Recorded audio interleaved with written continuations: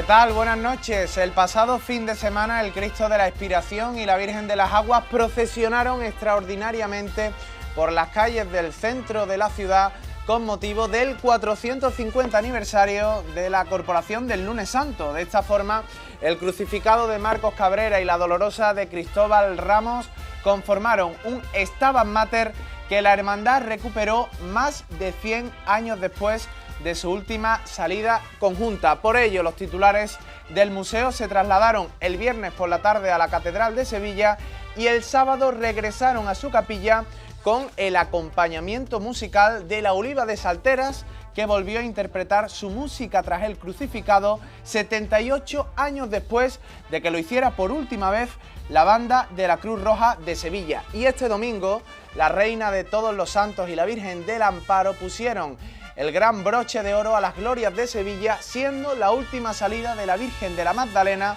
antes de que sea coronada canónicamente en noviembre de 2026. Señoras y señores, sin nada más que añadir, comenzamos.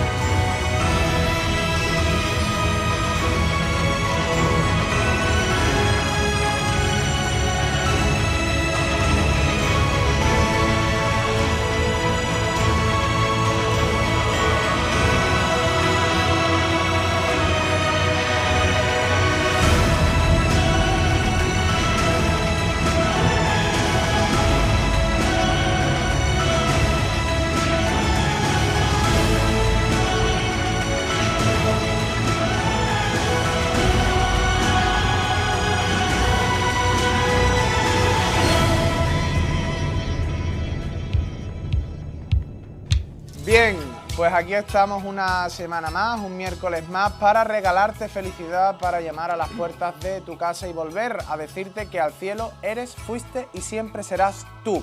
Hoy vuelven nuestros historiadores, nuestros investigadores para hacer un programa monográfico sobre la Virgen del Rosario. Este capítulo está dentro de nuestra serie iconográfica de la Virgen María. Recuerden ustedes que tenemos varias series que vamos haciendo a lo largo de las temporadas y en este caso nos centramos en la iconografía. Recuerden ustedes que empezamos en su día con la iconografía de la Inmaculada, de la Dolorosa, de la Piedad, de la Soledad, de las Vírgenes del Carmen, de las Pastoras, de la Asunción y hoy de la Virgen del Rosario, pero aplicado sobre todo a las imágenes letíficas de la ciudad. También vamos a tener tiempo para analizar la salida extraordinaria de este fin de semana, para hablar o para preguntar cómo va la restauración de la Virgen de la Esperanza, de la Hermandad de la Macarena, y además prometo que les preguntaré a mis compañeros sobre el nuevo disco Lux de Rosalía, que habla de Dios, del cristianismo y de diferentes religiones. Eso será en unos instantes, pero en primer lugar presento a Francis Segura. ¿Qué tal? ¿Cómo estás? Buenas noches. ¿Qué tal? ¿Cómo estamos? Muy bien, aquí estamos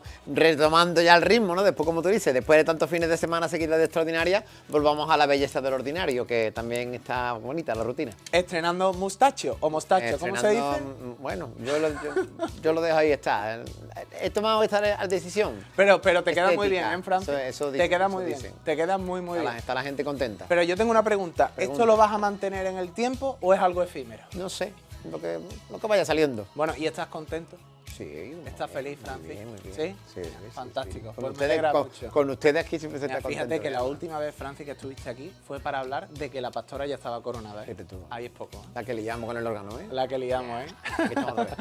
Muy bien. Muy bien. José María Escudero, ¿qué tal? ¿Cómo estás? Buenas noches. Buenas noches, encantado de estar aquí una vez más y, como dice Francis, intentando retomar un poco la dulce rutina. Muy bien, Nolasco Alcántara, bienvenido a la cuarta temporada. Creo que es la primera vez, ¿no?, que te estrenas en esta cuarta temporada aquí en el plató. Sí, efectivamente. Fantástico, pues bienvenido. ¿La segunda o la tercera tuya?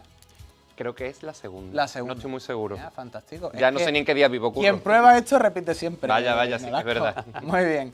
Y saludo a Jesús Romanov, que nos trae la actualidad del mundo cofrade a miércoles 11 de noviembre de 2025. ¿Qué tal? Buenas noches. Adelante. Buenas noches.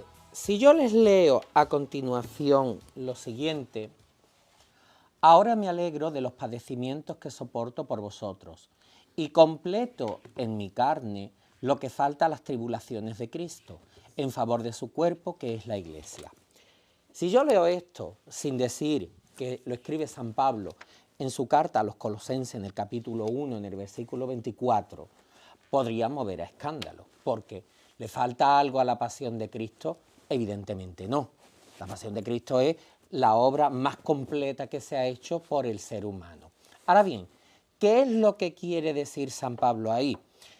Hay una cosa bastante interesante y que debemos de tener en cuenta, y es que por el bautismo somos injertados en el cuerpo místico de Cristo, que es la Iglesia, y pasamos a ser, por lo tanto, miembros suyos. Por lo tanto, todos nuestros padecimientos en la vida quedan asociados a los de Cristo crucificado. ¿De qué es de lo que se trata el poner lo que falta a la pasión de Cristo, que no le falta nada? Pues se trata de decir sí a Cristo en cada momento. Ahora bien, ¿quién es el primer ser? ¿Quién es la primera que le pone ese faltarle ese ponerle lo que le falta a la pasión de Cristo? La Santísima Virgen María. La Virgen María es la corredentora por excelencia. Ella fue la primera en completar en su propia carne, junto a la cruz de su Hijo, lo que faltaba de la pasión. Por eso es Madre de Dios y Madre de la Iglesia. Estos días ha salido una reflexión que ha escrito un teólogo y que ha venido de un dicasterio, en la que se invita a que no se usen los títulos de corredentora ni el de mediadora. Es algo bastante curioso que se haga eso, puesto que hay una cierta confusión. Se invita, pero no te prohíbe que lo hagas. No te prohíbe en ningún momento que lo estés haciendo. Y es más, es bastante interesante el hecho de que no aporta nada nuevo. Ahora bien, vamos a hablar un poco. ¿Qué significa la palabra corredentora? La palabra corredentora no significa que la Virgen sea tan redentora como Cristo. Eso no es así. El único redentor que existe es el propio Jesús, no hay otro más. Ahora bien, la Virgen es quien le acompaña. La Virgen es quien queda asociada en todo momento a Él. Y por lo tanto, la Virgen es la primera en hacer lo que está contando San Pablo, completar lo que le falta a la pasión del propio Cristo. El término co viene del latín y significa con, ¿vale? No significa igual a en ningún momento, significa con. Por lo tanto, es colaboradora es colaboradora, pero no redentora. Fíjense, participa de un modo único y especial. Y además, últimamente se están escuchando absurdos como, por ejemplo, que la Virgen es una santa más. No, la Virgen no es ninguna santa más. Fíjense, la Virgen, en primer lugar, es concebida sin pecado original. Dice sí al plan de Dios. Con su sí se encarna Cristo. Concibe a Cristo del Espíritu Santo y le da humanidad. Preside la venida del Espíritu Santo y es asunta al cielo. Ninguno de los santos tiene ninguna de estas cosas que tiene la Santísima Virgen. Por lo tanto, la Virgen no es ninguna santa más. Y es más, piensen en otra cosa. Sin la mediación de la Virgen no se hubiera hecho el primer milagro. Recuerden ustedes que el primer milagro es el de las bodas de Caná, y se acerca a ella, diligente, prudente, y le dice: no les queda vino. ¿Qué dice Cristo? No ha llegado mi hora. ¿Y qué hace la Virgen? Nos deja toda una lección cuando dice: haced lo que Él os diga. O sea, la Virgen no está mandándole a Cristo que haga nada, sino se lo está sugiriendo, y después, ¿qué es lo que dice? Haced lo que Él os diga. Por eso la Iglesia siempre ha llamado a la Virgen omnipotencia suplicante, que significa que la Virgen todo lo puede, pero desde su propia petición al Hijo, desde su propia petición al Hijo. Fíjense qué cosa tan curiosa, que a favor de esta doctrina de María corredentora encontramos textos de bastantes papas. Pío XI, León XIII, Benedicto XV, Pío X, encontramos también al propio Pío XII, el propio Concilio Vaticano lo resume bastante bien, e incluso hasta en 7 ocasiones San Juan Pablo II también lo dice. Es curioso que en esta reflexión que se hace desde el dicasterio se dice que es que no está bien explicado. Creo que los papas lo explicaron estupendamente bien. Está magníficamente bien explicado en qué significa la corredención de la Virgen, que no es otra cosa que estar asociada al único Redentor que es Cristo. Y por otro lado, también hay otra cosa que debemos de tener en cuenta. Cuando se habla de Benedicto XVI, fíjense cómo, siendo cardenal Ratzinger, él lo que dice es que el tema todavía no estaba maduro para hacerlo dogma. Es decir, no te dice que no, te dice que es una cosa que no está madura y no te ha hablado como papa, sino que habla todavía como cardenal Ratzinger. Quizás el único que se manifestó en contra fue el Papa Francisco. Ahora bien, está lo que dice el Papa Francisco y está una barbaridad de papas que he mostrado, más místicos, más santos, más bastantes, que te están diciendo que no, que la Virgen es corredentora. Por lo tanto, ahora mismo estamos en un punto como el que se estaba en el siglo XVII con la Inmaculada Concepción, que había quien decía que sí, que había quien decía que no. Es falso que el Papa haya prohibido que se usen estos títulos. Desde el dicasterio se desaconseja. Yo personalmente, como buen español que soy, como buen sevillano que soy, y aquí en esta tierra que hemos defendido tanto la doctrina de la Inmaculada Concepción y que hemos defendido tanto a la Santísima Virgen María, yo no pienso hacer caso de ningún tipo a este consejo, porque lo veo desacertado y sobre todo lo más desacertado es que creo que ha sembrado por un lado la duda y por otro lado el escándalo entre el pueblo cristiano. Y por otro lado, el otro día escuchaba yo un sacerdote que decía una cosa, lo explicaba de un modo muy simple. ¿La Virgen es Madre de Dios? Sí, por supuesto. ¿Quiere decir eso que la Virgen ha creado a Dios? En absoluto, y eso lo entendemos todos, ¿verdad? Incluso hay un dogma sobre eso. Pues la corredención es lo mismo. ¿La Virgen es corredentora? Sí, porque acompaña a Cristo. ¿Quiere decir que ella es redentora junto con Cristo? No, el único redentor es el propio Jesús. En cuanto a la mediación, creo que el fundamento evangélico es tan grande y que el propio pueblo cristiano sabe tanto, presidido por el propio Espíritu Santo, que no hay mucho más que añadir. Bueno, yo creo, Jesús, a ver, cuando yo vi este documento que salió, estuve leyendo un poco, después he leído un poco más, me ha gustado un término que se ha incluido en él, que es el de la mediación participada de María. Creo que lo creo muy apropiado, como que ella participa de esa mediación del único mediador.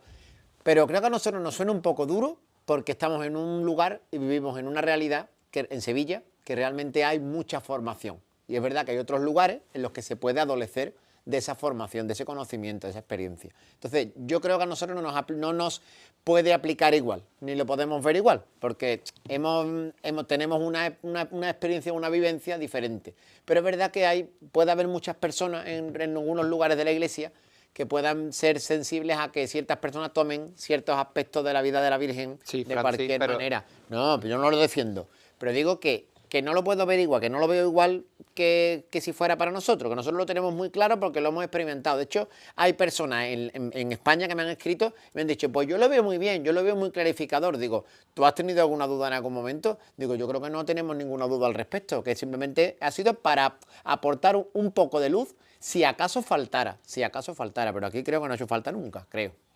No sé. Al final el término es una corrección que lleva 5 siglos vigente. Este término de la corredención se incluye ya desde el siglo XV porque había una tendencia a la magnificación del papel de la Virgen en ese escalón justo antes de Trento que por amor, entendiéndolo así, la llamaba redentora. Eso lleva 5 siglos aclarado.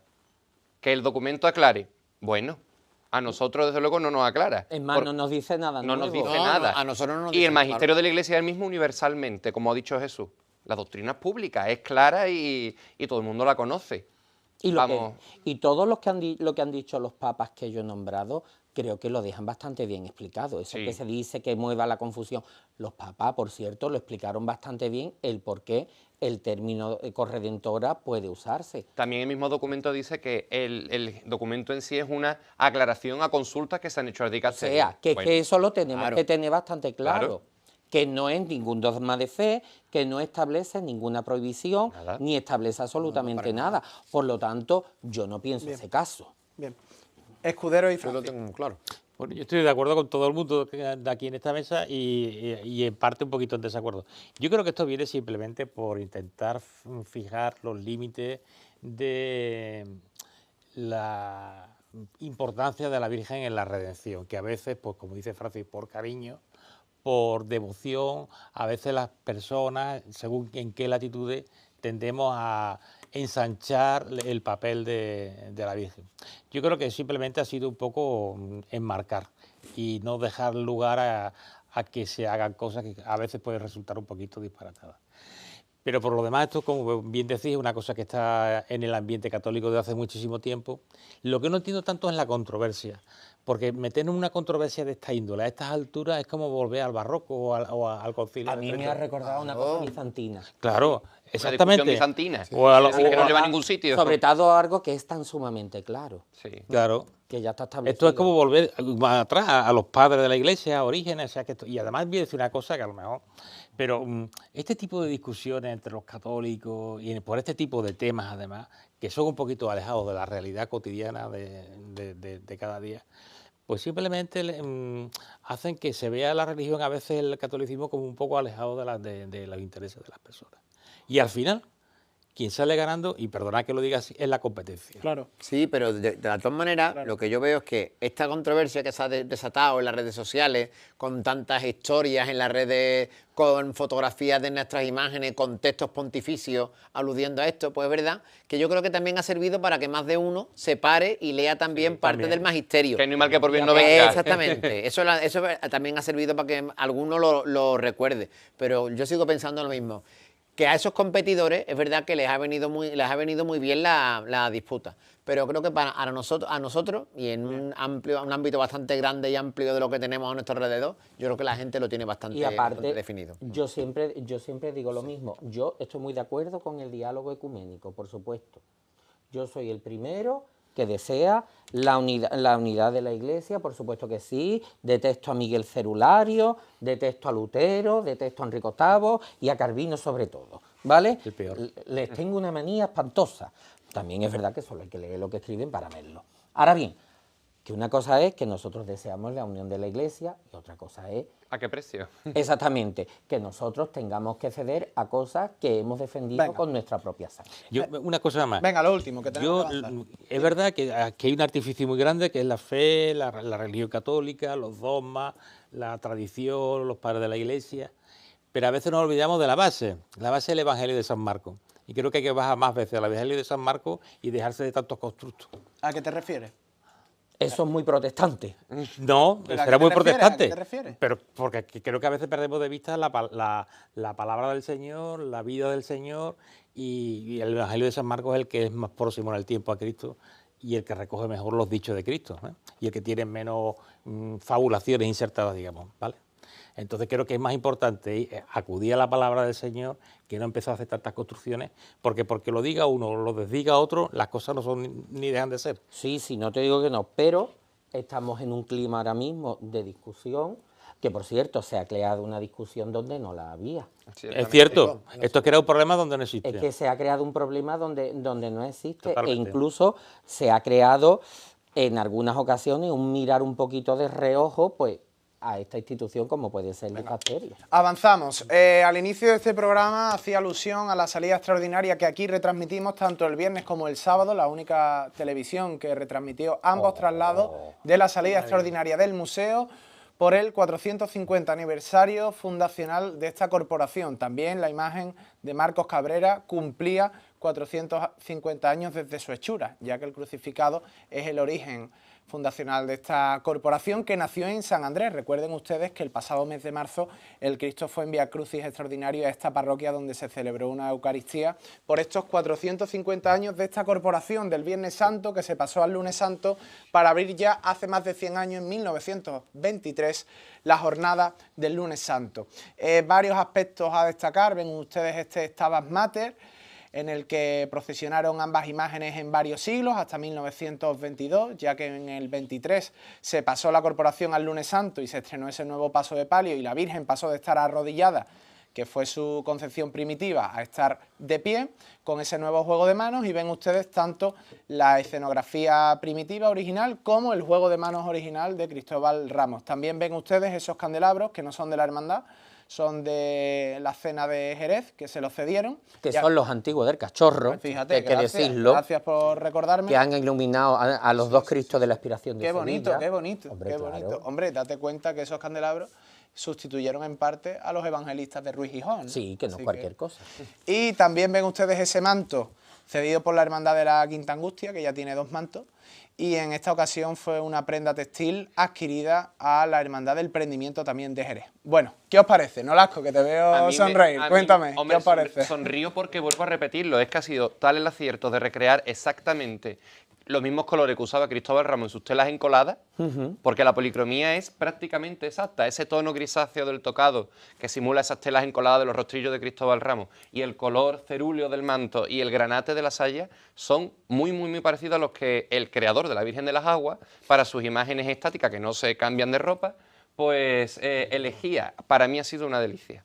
Además, yo creo que ha sido una extraordinaria de verdad, porque una extraordinaria que es pues ver lo que no vemos nunca. Y esto no lo ha visto nunca nadie desde 1922, si mal no recuerdo. Y deberíamos verlo más veces. Exactamente. Esto para un Santo Entierro grande sería perfecto. Magnífico. Y creo que hemos visto, ya es la segunda vez que vemos a la Virgen de las Aguas con sus manos originales. Ojalá la hermandad se plantease en alguna ocasión que por lo menos la Virgen vuelva a tener sus manos. Y por otro lado, que bien le sienta el manto bordado a la Virgen de las Aguas. Y eso no es incompatible con su iconografía habitual, con esa vestimenta monjil. De hecho, solo hay que verla en diciembre con el magnífico conjunto de mantos rocalla y vestida como habitualmente, lo bien que está. Alguna solución podría dársele. Yo creo que sí, que son caminos que se abren y son opciones que la hermandad va estudiando. Creo que cada 3 o 4 años, cada 5 años, podrían contemplarse incluso la salida de la Virgen bajo palio con las manos cruzadas. Y este conjunto, bueno, pues yo no quisiera que se repitiera así pues muy habitualmente, porque creo que la sorpresa y el deleite está en ver algo que no se puede contemplar cada cierto tiempo. Yo creo que la hermandad pues ha acertado de pleno, ha puesto en valor las 2 imágenes si es que le hacía falta a este conjunto del Stabat Mater, y yo felicito mucho a la Junta de Gobierno, porque ha pasado un año trabajando de forma especial y ha logrado, bueno, pues que en ese ratito que duró la procesión yo lo pude disfrutar muy poquito, pero lo que estuve en la calle delante del paso viéndola el sábado por la noche, el viernes estuvimos aquí trabajando, pues lo disfruté mucho. La verdad que agradezco a los cofrades del museo que nos hayan regalado este momento. Yo creo que es una maravilla, hemos sido muy afortunados de poder ver esto, porque hacía pues un siglo que no se veía. Creo que los valores estéticos son inenarrables, esto es insuperable. Yo creo que aporta, esto se crea la polémica, pero creo que aportan más las 2 imágenes juntas que por separado. Totalmente. Creo que suman mucho más que por separado. El tema de las manos de la Virgen, pues señores, vamos a quitarnos ya de esta uniformidad de que todas tienen que ir iguales. Pues no, señor. Pues que cada una tenga su peculiaridad. La Virgen con las manos entrelazadas originales gana mucho más. Hombre. Hay que decir también la vista y el entendimiento tan certero que tuvieron los hermanos que encargaron la Virgen de las Aguas y el propio escultor, porque es que ahora cuando la ves arrodillada delante del Cristo es cuando ves verdaderamente lo bien estudiado que estaba aquello. Eso no es una cosa que se haga al azar, es una cosa que está muy bien estudiada. Y después, fijarse cómo cambia la expresión de la Virgen con 2 cosas. En primer lugar, bajándole la altura. esos ojos que parece que no se ven bien, esa mirada un poco rara, desaparece completamente en cuanto que la baja un poco de altura. Y en segundo lugar, yo sé que la tradición de la hermandad desde hace 100 años es vestirla con los tules monjiles y todo esto. Pero esta Virgen, como se está viendo aquí, Aguanta todo. Su al revés. Su aspecto estético Claro. y su aspecto escultórico queda mucho más realzado Claro, claro. con una vestimenta normal, con un manto bordado, con un rostrillo de encaje, que con el manto, que con la vestimenta monje. Totalmente. Entonces, y ahora, dicho esto, que lo digo todo como para bienes, porque vamos, esto es una cosa inenarrable. Yo es que hacía mucho tiempo que no veía una cosa tan fantástica, tan maravillosa. Y ojalá, cuando la hermandad lo tenga bien, alguna vez lo repita, para que generaciones futuras sigan disfrutando también de esto. Yo era una ilusión que siempre he tenido en mi vida cuando veía la figura, o sea, la fotografía antigua del 19, con el Stabat Mater este, y siempre decía, hombre, ojalá alguna vez yo lo pudiera ver. Pues mira, gracias a Dios lo he podido ver. Sí. Lo hemos visto, lo hemos visto. Jesús, ¿qué querías comentar? El Del enjollamiento de la enjollamiento de la Virgen, que me ha encantado. La Virgen enjolladísima, como deben de ir las imágenes de la Virgen. Y por otro lado, otra cosa con la que coincido con José María, la vestimenta. Yo vuelvo a decir una cosa, ¿vale? Que esto me lo decía a mí mucho Pepe Asián, que vestía a una Virgen bien no significa volverla loca con esto de rizo, no significa tenerla de pliegue como si estuviera envasada al vacío, no significa ni el artificio ni lo justo lo artificial. Lo que significa es que las cosas estén entonadas, que las cosas tengan, además, que el tejido caiga a su amor, y hay otra cosa creo que es bastante importante, la naturalidad. Yo creo que sin haberlo pretendido han recreado muy bien una estampa del 19. Es más, a la salida ocurrió una cosa muy llamativa. El mantón no estaba cogido, el pollero, o sea, el mantón no estaba amarrado al pollero. ¿Qué es lo que ocurrió? Que le dio una ráfaga de aire. Al darle una ráfaga de aire, eso le dio movimiento y eso le abundaba en el aspecto barroco, ¿no? Entonces, oye, estaba mucho más bonito. Lo artificioso, en muchas ocasiones, no es sinónimo de lo bueno, sino justo lo contrario. Pero yo pregunto desde el respeto, ¿no? En este caso, hablando del tocado de tul.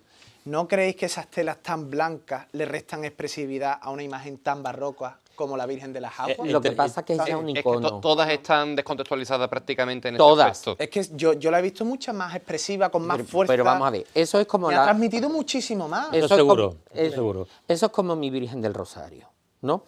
Cuando José Ramón Paleteiro la viste al estilo Habsburgo, resulta que la Virgen volvió a su ser.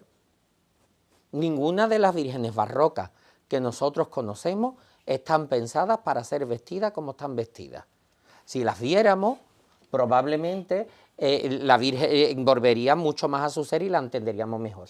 Pero es que la Virgen de las Aguas está pensada para eso. Para eso, para eso. Para eso. Mira, entre la altura, que le cambie fundamentalmente la mirada y le vuelve una mirada rara, incluso el perfil parece que cambia, nada más que bajándola de altura, más el tocado, que realza mucho más el modelado blando y los Sí, volúmenes que sí, tiene la Virgen. es que el tul, María, yo lo y- percibo como telas muy blandas, y muy blando y- para esa fuerza. Y ¿no? que aparte transmite. de eso, también lo de las manos que tiene que servir para que muchas hermandades de la provincia se quiten Y de completo. fuera de la provincia. Porque hay dolorosas magníficas, como la Virgen de los Dolores de Umbrete, por ejemplo, que tiene sus manos juntas, que te las tendría que sacar Es también. que la manía de la uniformidad, todas tienen que ir igual. Sí, no, pero- señor. Lo Tenemos- cofrade, pero la, que tenemos la que implantación entender del eso. modelo Venga. cofrade. Francis y Romano. Que tenemos que entender lo del cambio de las manos en una época muy concreta, en lo que había que tener una imagen en tu hermandad que respondiera a ciertos parámetros, porque había dos iconos en la Semana Santa a los que había Era que la moda. parecerse, que no había otro caso. Y decías tú lo de la visión de la imagen.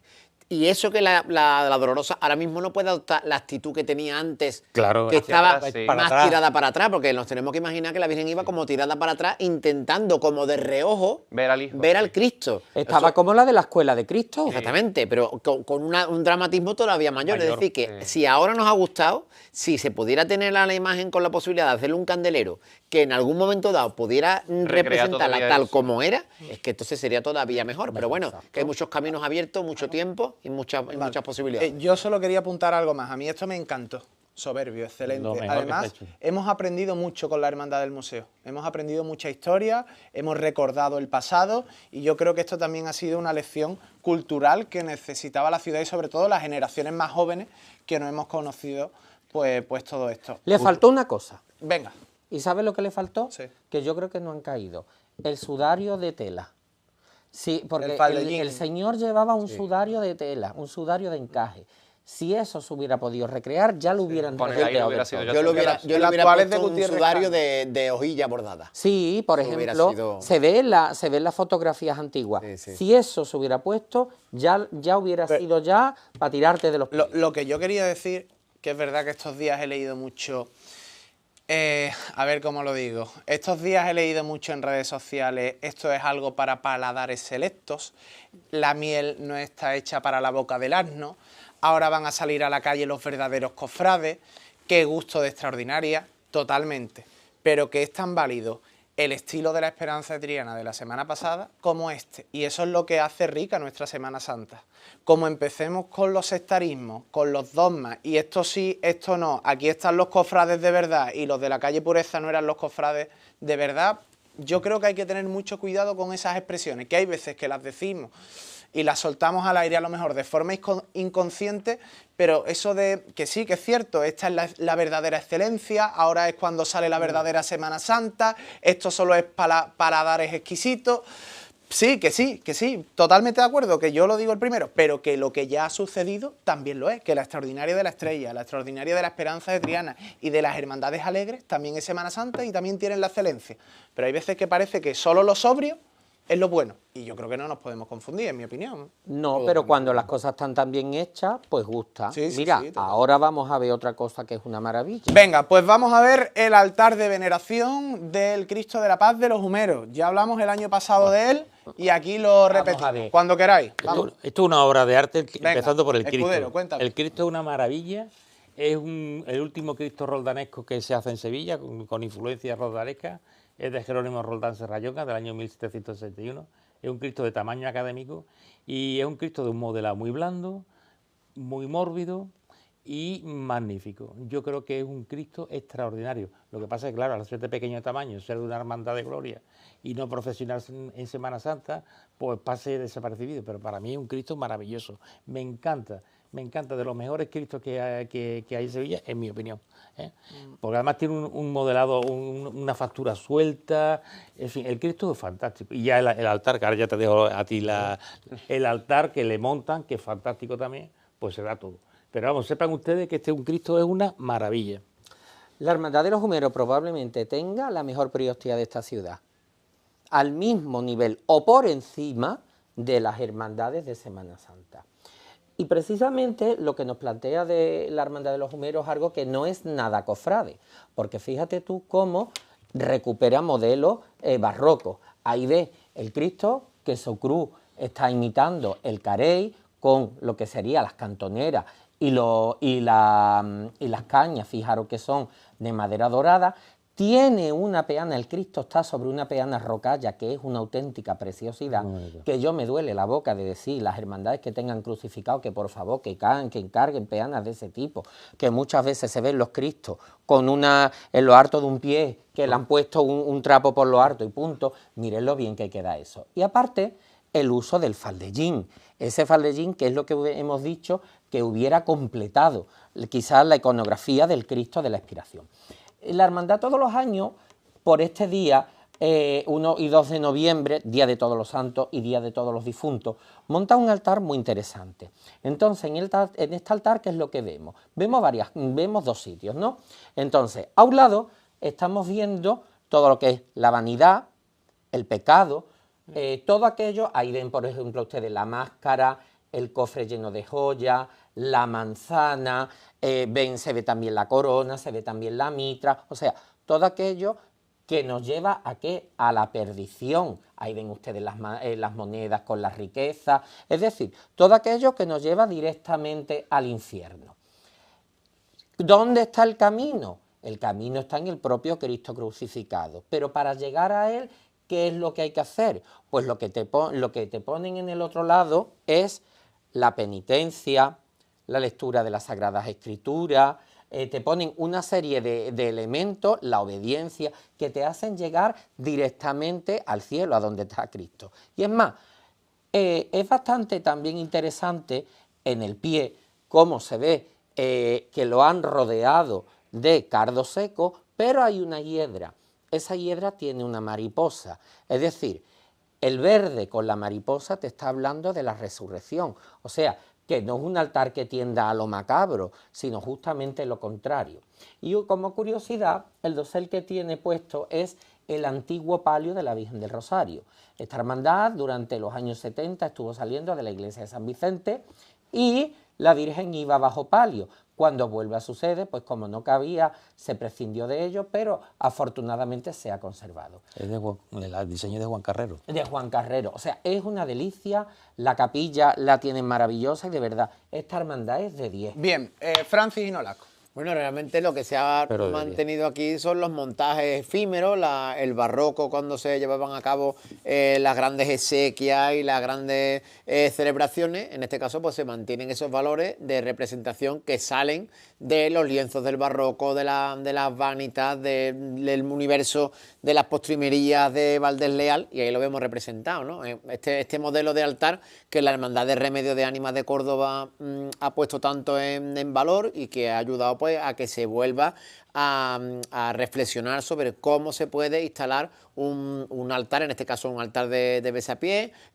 un altar efímero en cualquier hermandad o en cualquier cofradía, teniendo en cuenta todos estos valores, porque estos altares no solamente tienen un valor estético, sino que tienen también un valor catequético, que también es muy importante que lo tengan. Y sobre todo el hecho de salir de los cofrades que están aburridos, Sí. que sienten lo mismo. Pero sí, sí, aquí, sí. Nolasco. aquí detrás hay nombres que salen de los cofrades y sobre todo el binomio de los Antonios, ¿no? Antonio Rulo, Antonio Comas, que tanto ha tallado y tanto ha trabajado para esta hermandad, como por ejemplo el trono nuevo de la Virgen del Rosario, que se ha estrenado, que es muy bonito. Precioso. Y claro, lo que comentaba Jesús, eso de venir a la derecha los benditos de mi Padre, todo lo bueno a la derecha del crucificado, a la izquierda las vanitas, que se llaman los pecados capitales, la capilla de los Humeros, que acoge perfectamente estos montajes tan íntimos, que son por desgracia muy poco visitados para lo que debería de entrar por estas puertas. Mejor así.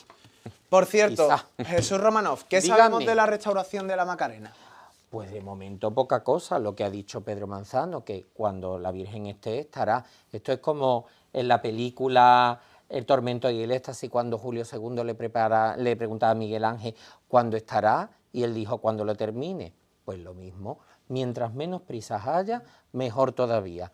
La Virgen de la Esperanza, que vuelva cuando esté perfectísimamente bien. Además, no me cabe ninguna duda de la profesionalidad de Pedro Manzano y de lo bien que va a quedar. ¿En qué estado se encuentra ahora mismo la Virgen? ¿Cuál es la fase que está ejecutando? Pues lo que la hermandad ha dicho es que ahora mismo ya, o sea, que ya la Virgen ha recuperado su mirada original y que creo, si mal no recuerdo, ya están por la parte de las pátinas y poco más. Reintegrando. Están reintegrando, o sea, que están por lo último. Ojo, cuando se habla de reintegrar, también comento una cosa. En el Cabildo, los hermanos pudimos ver una cosa que nos sorprendió bastante y de lo cual se sorprendieron bastante también pues, los propios técnicos del IAPH. La gran cantidad de policromía original del 17 que conserva la Virgen de la Esperanza. Y además hay una cosa que eso no engaña nunca, la luz ultravioleta. Claro.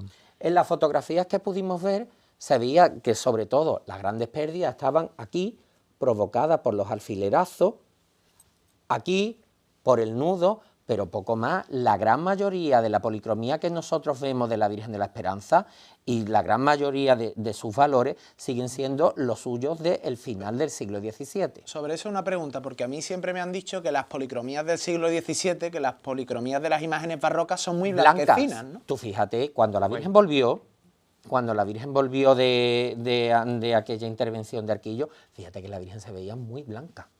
¿Pero por qué? Porque es que ese es su color. Es más, hay una cosa que debemos de tener en cuenta. En las fotografías más antiguas que hay, sobre todo de la Guerra Civil hacia atrás, yo invito a todo el mundo a que lo miren, la Virgen se ve muy blanca. ¿Pero por qué? Porque ese es el color propio de las imágenes barrocas. ¿Y O sea, cómo va a volver entonces? ¿Más blanca de lo habitual? yo no lo sé, pero yo espero que con esa oscuridad tan enorme a la que la habían sometido, esos barnices que se le habían dado, ese palaroid, no vuelva. Porque es que la Virgen estaba muy, muy, muy sucia. Muy oscurecida. La sí. Virgen estaba muy oscurecida. Entonces, yo espero que la Virgen tampoco vaya a volver así, porque toda la suciedad que se le quitó, bien quitada está, porque en la suciedad una de las cosas que tenía era que restaba a los valores propios de la talla, ¿no? Bueno, pues que la Virgen vuelva patinada, pero desde luego que tan sucia no. Eso a mí es una cosa que creo que, es más, estábamos acostumbrados desde 2012, no antes. Recuerdo que la Virgen en 2012 vino más oscura de la restauración que como se fue, y a nadie le dio por quejarse, que eso es una cosa que yo no entenderé, fuimos muy pocos los que nos quejamos. Estábamos acostumbrados a una imagen de la Virgen bastante sucia, como estábamos acostumbrados a ver al Señor del Gran Poder negro, sucio, sí, sucio, sucio y negro, negro, negro. Espero que mis hermanos de la Junta de Gobierno sean lo suficientemente valientes como para no traernos de vuelta a una imagen que estaba tan sucia como estaba. Los hermanos del Gran Poder fueron muy valientes. Los hermanos de la Hermandad Matriz del Rocío, que recuerdo que esos son los dos espejos en los que nos tenemos que mirar, fueron valientes también. Seámoslo también nosotros. Ya que se han prendido esto, pues vamos a terminar las cosas bien. Tú lo has dicho, estamos ahora mismo en el momento decisivo que es la pigmentación. No, la pigmentación no, porque la Virgen se supone que tiene su policromía, es lo que acaba de decir Jesús. La solución a todo esto es muy fácil, es la foto del año 78, que es la Virgen limpia y se acabó. Sí, pero ahora tienen pero ahora tienen que decidir, ¿no? ¿El qué? ¿El qué? Pues bueno, es que técnicamente yo no sé emplear estos términos. Dilo con tus palabras que yo te lo traduzco. Tiene como dijo el candidato a las elecciones José Luis Notario, tienen que decidir como la maquilla. Bueno, es una forma a lo mejor un poco burda de referirse, pero podríamos redefinirlo como decidir el aspecto cromático que va a presentar la superficie pictórica de cara a las agresiones sufridas en los últimos 3 meses. Efectivamente. Porque un proceso de restauración también es un proceso agresivo. No quiere decir que Pedro Manzano le esté haciendo daño, pero es intervenir una obra original, o al menos lo que ha llegado por original a lo que conocíamos antes de ese 20 o 21 de junio del año 25. Francis Escudero y cambiamos, ¿vale? Bueno, yo creo que sí, que tendríamos que aprovechar la oportunidad para darle a la imagen ese tono que dice Jesús, ¿no? Ese tono un poquito más claro, quizá también muy relacionado con lo expresivo de la época en la que la imagen se creara, en la imagen se concibiera. Eliminarle los brillos que tenía también, los barnices que tenía, que creo que le sobraban. Muchísimo. Y está en la oportunidad perfecta para que la imagen vuelva pues con todas sus cualidades. Escudero, tú cierras. Bueno, yo no sé lo que harán. Desde luego lo que pasa con las restauraciones es que todas quedan blancas. El problema es después las pátinas y las veladuras que tú le das a la policromía una vez que las has limpiado, ¿no? Entonces, bueno, el tema está que qué tipo de pátina le van a dar. Es verdad también que ninguna imagen soporta la visión sin darle ninguna pátina y dejarla blanca tal cual. Claro. Hay muchas que no la soportan, y más estas imágenes de candelero. Entonces el tema está en qué tipo de pátina le van a dar, ¿no? Se puede dar una pátina suave que resalte los volúmenes y las hendiduras, los huecos y demás, o darle ya una pátina de esas que, bueno, como tú dices, se ponen morenas, ¿no? En fin, y desde luego lo del barniz brillante, eso se debería evitar lo más posible, porque es que además hay veces que no se puede ni disfrutar de la cara de la Virgen cuando incide la luz sobre los barnices tan brillantes. Bien, por cierto, ¿qué opináis del nuevo disco Lux de Rosalía? Que se publicaba el pasado viernes y que, bueno, pues ya es todo un éxito, ¿no? Ha batido todos los récords de una artista femenina, y hablamos de este tema antes de comenzar a analizar la devoción y la vocación a la Virgen del Rosario, porque introduce temas como Dios, el cristianismo o diferentes religiones en su videoclip y en sus diferentes canciones, hasta tal punto que en la portada de su disco pues aparece Rosalía prácticamente vestida de monja, de novicia, ¿no? Ella misma ha reconocido que cree en Dios, ha reconocido, ha afirmado que se ha quitado sus complejos a la hora de hablar de él, le ha dedicado varias canciones, ven ustedes ahí la portada de su nuevo disco Lux, y me gustaría conocer vuestras opiniones de este éxito mundial, que ha hablado bastante de la religión, que parece, ¿no?, que sigue esa corriente de diferentes artistas como Íñigo Quintero, como Hakuna, que ponen a Dios en el centro de sus canciones. No sé si esto es una estrategia de marketing, no sé si esto es un leitmotiv, no mi arma. No sé si esto es verdaderamente pues su alma más pura, y me gustaría conocer vuestra opinión sobre este Lux de Rosalía. Mira, yo te voy a comentar una cosa que yo llevo observando hace tiempo. Yo veo en mis alumnos y en gente bastante joven, ¿no? En sus Instagram, que ponen normalmente abajo, ponen su nombre, pues ponen su apellido y suelen poner o una cita, la cita completa, o simplemente lo que es el libro, ¿no? Y a lo mejor pone Proverbios 1.8, se ha puesto muy de moda el libro de los proverbios, ¿vale? ¿Por qué? Porque resulta que también cantantes incluso de estas jaurías que hay ahora, ¿Cómo? como estas jaurías tipo trap, reggaetón, estas cosas que yo no entiendo, pero que resulta que son gente bastante creyente y que son gente que además de ser bastante creyente no les da ningún tipo de vergüenza demostrarlo, ¿no? Entonces, ellos están viendo, la gente joven están viendo dos cosas. En primer lugar, que sus ídolos, que la gente que le gusta están empezando a ser creyentes, bueno, ya lo eran, ¿no? Y que lo muestran su fe, sin complejo de ningún tipo. Y otra cosa, el otro día en el periódico El Español se hablaba de cómo se ha dado por llamar a la gente joven ahora generación Z, ¿no? Pues que está habiendo un repunte en el catolicismo. Está viendo, sobre todo, por ejemplo, en lugares como Inglaterra, está habiendo un repunte bastante en el catolicismo. ¿Por qué? Pues porque precisamente cuando te educan en el eso no es malo, eso es mentira, eso no sirve para nada, y le dan una connotación tan negativa, pues resulta que si eres joven a ti te interesa. Como es algo tan malo, vamos a interesarnos a ver qué es lo que pasa.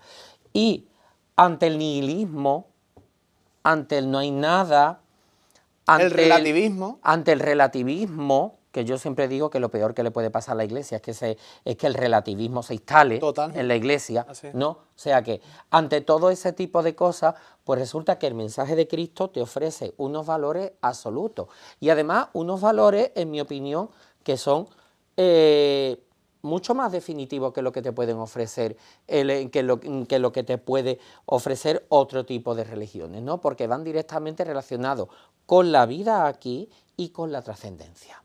Yo creo que es lo que tú dices, Jesús. Los jóvenes, muchas veces, a mí me preguntan mis alumnos, profesor, pero tú, ¿cómo experimentas a Dios? ¿Cómo sientes a Dios? ¿Qué sientes cuando te sientes en comunicación con Él?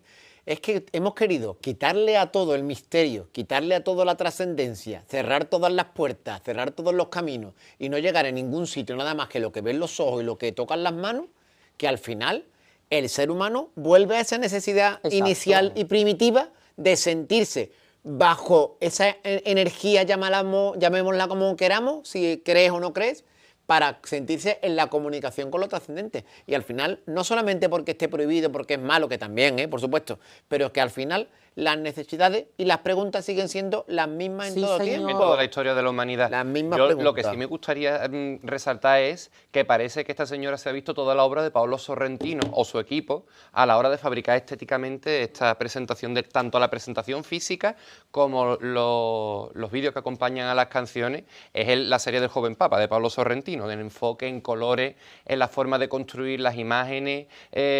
Una comentaba, he hecho un homenaje a las santas del mundo, desde Santa Olga de Kiev, pasando por otras místicas. Es verdad que la presencia de la espiritualidad, como lo llaman los modernos, se encuentra. Ahora, ¿hasta qué punto del catolicismo? Por supuesto, habrá, pero no confundir la iconografía cristiana católica con la práctica cristiana católica. Es verdad que atendiendo a la vía pulcritudine, que tan de moda se está poniendo, esto puede llevar a Dios. Bueno.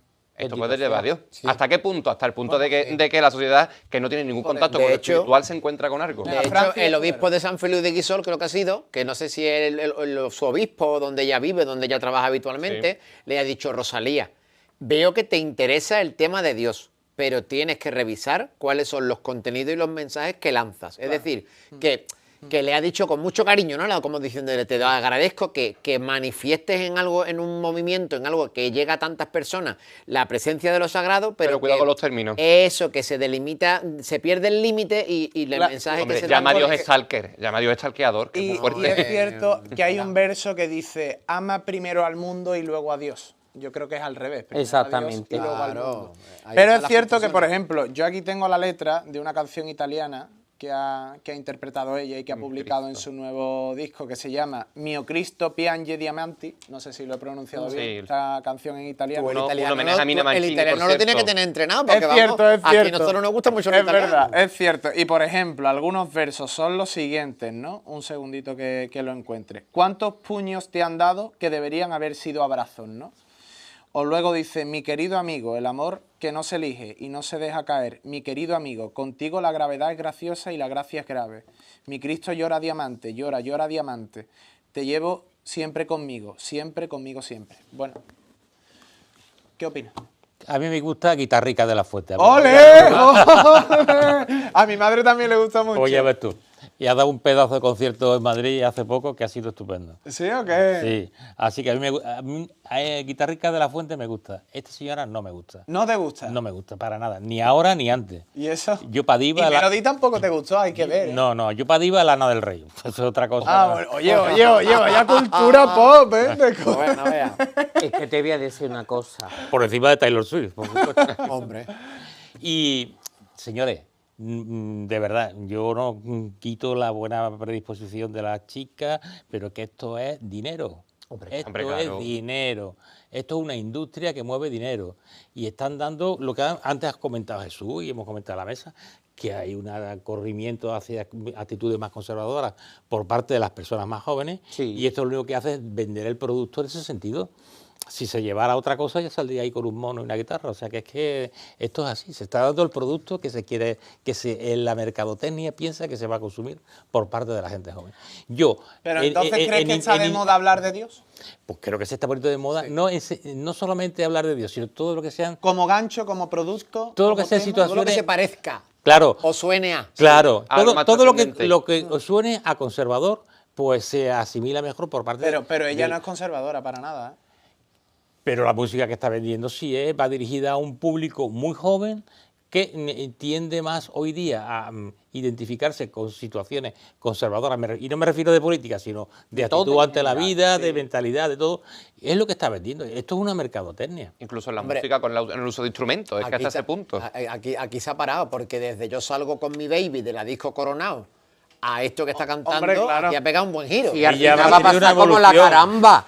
La cara... Y ha pegado un buen giro. La Y caramba tendrá de una una rosa. evolución, pero como todos los humanos tenemos, porque es muy joven y todavía le Sí, quedará no, mucho. pero quiere decir que está claro que está buscando aquellos elementos o aquellos códigos que le remiten a Símbolos, eso, ¿no? a Pero eso, la a cruz ese de Cristo, público. yo creo que Más que millones eso de no hay. personas, No. visualicen la cruz de Cristo gracias a Rosalía o el Sagrado Corazón de Jesús, bueno, yo creo que hay Por que tenerlo en supuesto. cuenta. Por Es de supuesto que sí. agradecer. Al final a mí todo esto me recuerda mucho a La Caramba, que hay una copla de Concha Piquer que habla de esta historia, ¿no?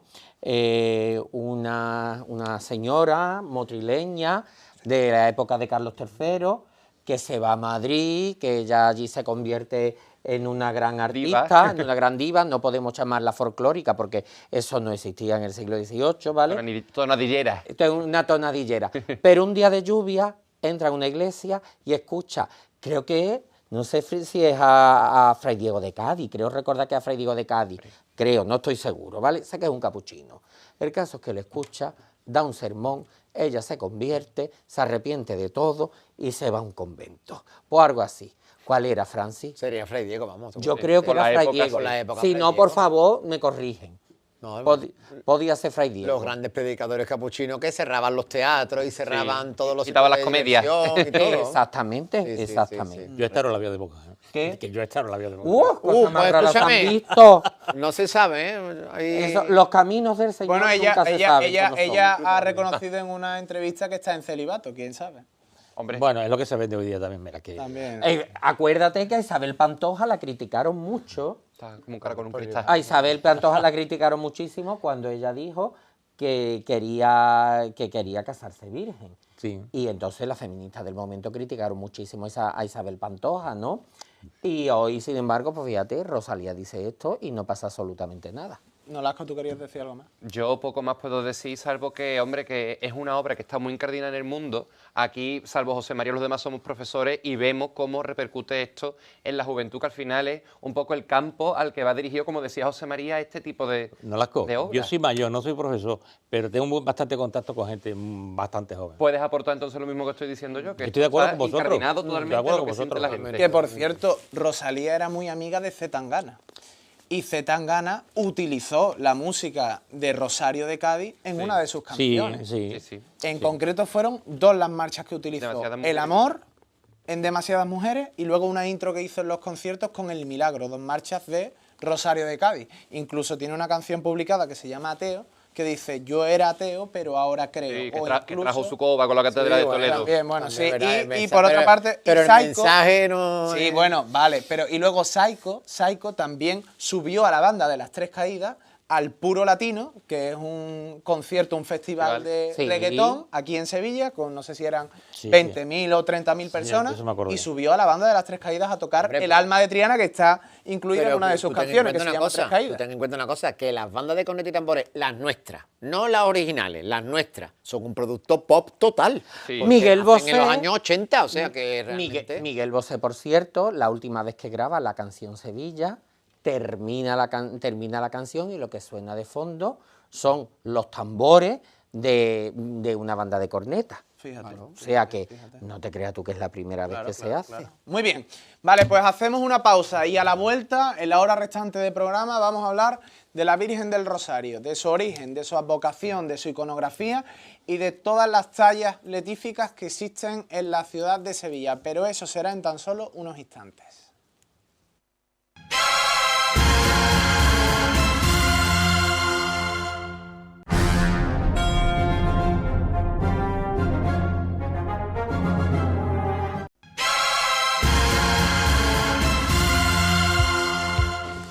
Bien, pues regresamos aquí al cielo del 101 y vamos a hablar ya de este nuevo capítulo iconográfico, en este caso de la Virgen del Rosario. Es ya... Sí, a ver, ¿qué está pasando aquí?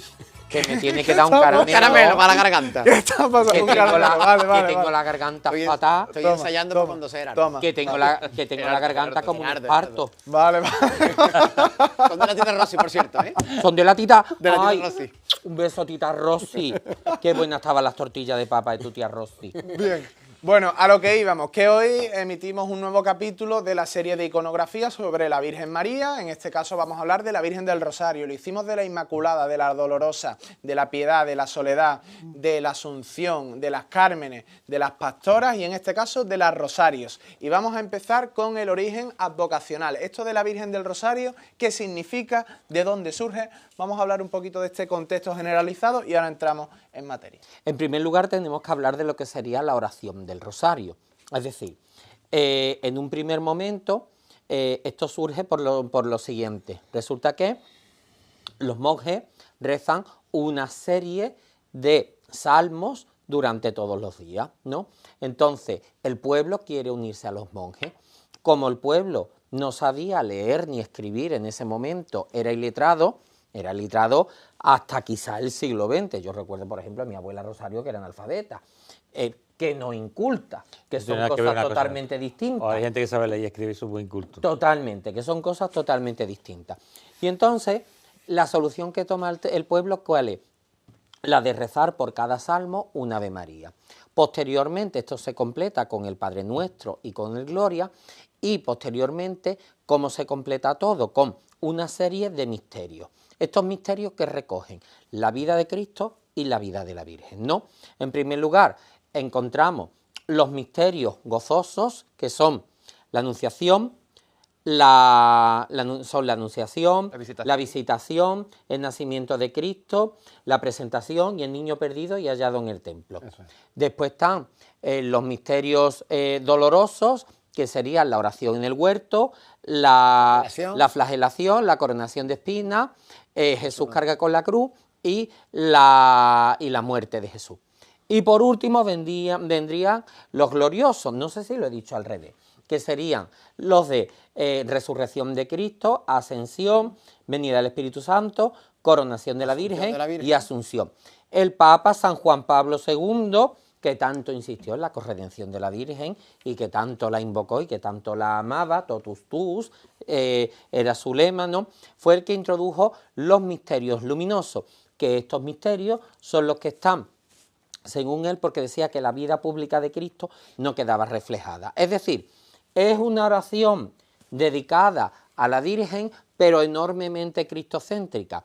Y se decía antiguamente que era la Biblia de los pobres. ¿Por qué? Porque resultaba que te permite, por un lado, conocer esa vida de Cristo y de la Virgen, pero por otro lado te permite meditar sobre ella, que ese es el origen principal de la oración de rosario. La meditación es una oración meditativa ante todo. Bien. Exactamente. ¿Y la palabra rosario qué significa? Corona de rosas, ¿no? Eso, Corona de rosas, cruz de rosa, eso es lo que viene a significar la palabra. Fantástico. Bien, hasta aquí, ¿algo más que comentar? Francis, Bueno, Nolasco, Escudero, ¿qué A más? mí me gustaría recordar también la combinación que hay en cuanto al apostolado del Rosario y en cuanto a su historia que tienen, que bueno, cuando uno se para y repasa y estudia es muy importante. Yo siempre le digo a mis alumnos, digo, tenéis que ser como cartujos, digo, que os calléis y meditéis y escuchéis un poquito. Digo, Uy, eso se lo voy a decir yo a los míos. Hoy se lo he contado a los míos de segundo de la ESO y dice, profesor, ¿cómo se llaman eso que no hablan nunca? Digo, son cartujos. Bueno, pues los cartujos eran y son muy devotos de la Virgen.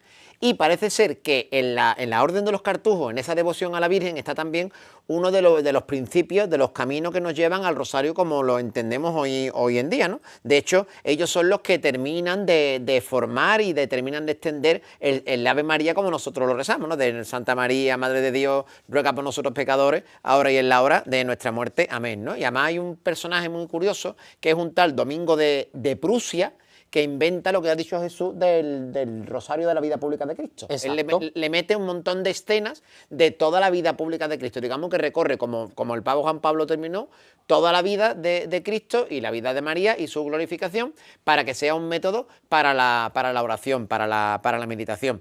También he mirado, he encontrado, ¿no?, que hay un cartujo que tiene como una especie de visión, que ve a la Virgen recibiendo el rezo del rosario en el cielo por los ángeles que la honran, y esto hace que la devoción al rosario pues vaya aumentando.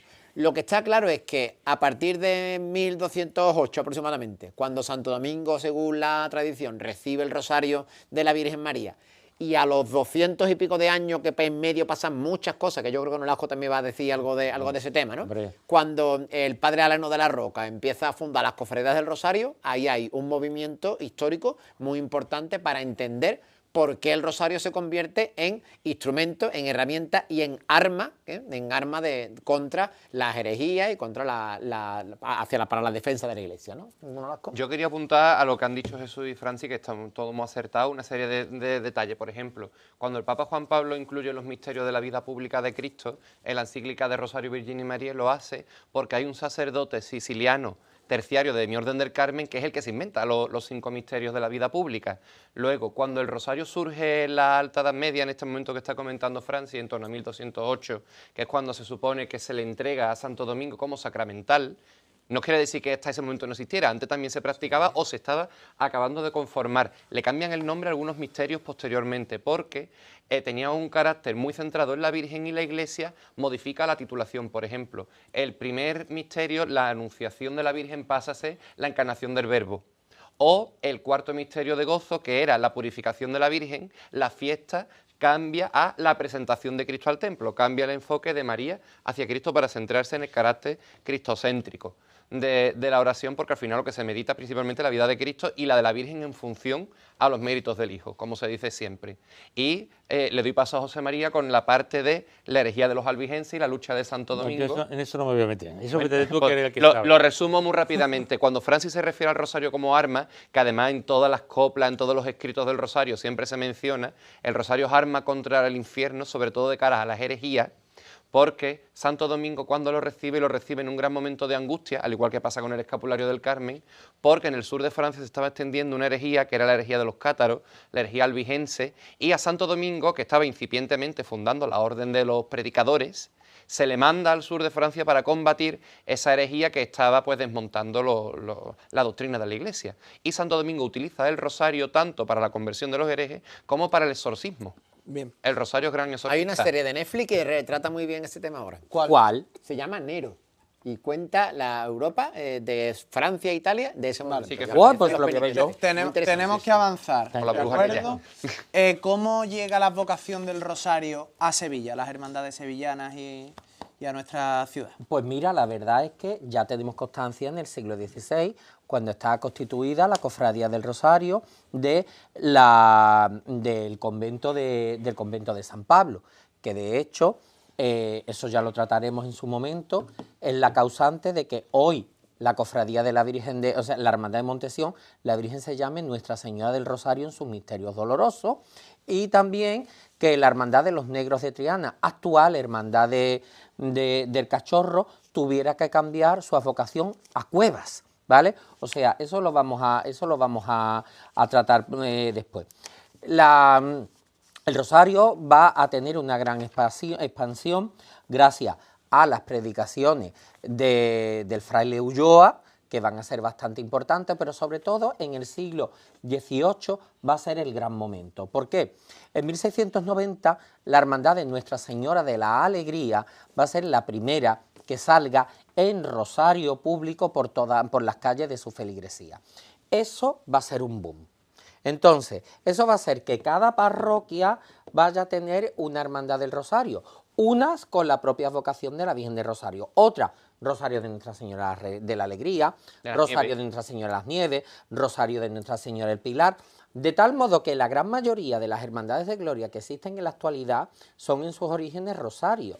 Y fíjate en una cosa, si el Instituto de las Hermandades de Penitencia no es otro que ir a la catedral a hacer su estación de penitencia, como dice su nombre, el Instituto de las Hermandades de Gloria era originalmente el de salir a la calle a rezar el rosario. De hecho, muchas de las glorias que nosotros tenemos actualmente no salían. Lo que salía a la calle era el rosario, pero la imagen salía en raras ocasiones. Correcto. Y es muy importante también recordar que cuando la Hermandad de la Alegría sale en junio de 1690, lo hace de forma espontánea, sin organización, y que va a ser la labor que Fray Pablo de Cádiz siembra en Fray Isidoro de Sevilla a través de las compañías espirituales del Rosario que existían en Cádiz, por la cual se define el Rosario como nosotros hoy lo conocemos, que muchas veces se llama un poco a la confusión. Y cuando se celebra el primer Rosario público de la Hermandad de la Alegría, lo cual honro y celebro con todo corazón, pues es verdad que a lo mejor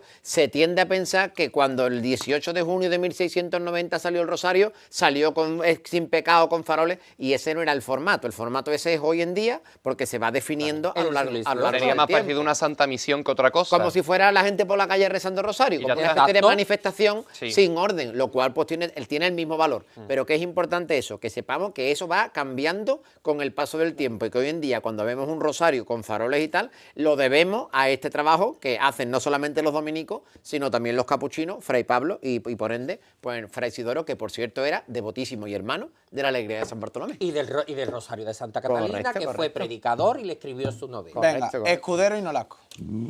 Hablando ya de cuando el Rosario o las procesiones del Rosario quedan organizadas, hay una cosa anecdótica, pero que es graciosa, que algunas hermandades conservan todavía el vestigio, es que, dada la mentalidad de la época, siglo XVIII, XIX, fundamentalmente XVIII, pues había dos rosarios, el rosario de hombres y el rosario de mujeres. Sí, y cada uno salía en un día distinto y cada uno tenía su propio sin pecado. Y es gracioso porque normalmente el sin pecado del rosario de mujeres es más pequeño que el de los hombres, ¿no? Entonces esta dualidad entre hombre y mujer en los rosarios de las distintas hermandades se mantiene. Yo, por ejemplo, voy a hablar un momento del que más conozco, que es el de la Divina Enfermera, y allí se conservan efectivamente los dos sin pecado, ¿eh? Uno pequeñito, que es el de mujeres, y otro bastante grande, que es el que portaban los hombres. Siempre salían independientemente uno de los otros. Aquello fue una verdadera revolución. Totalmente.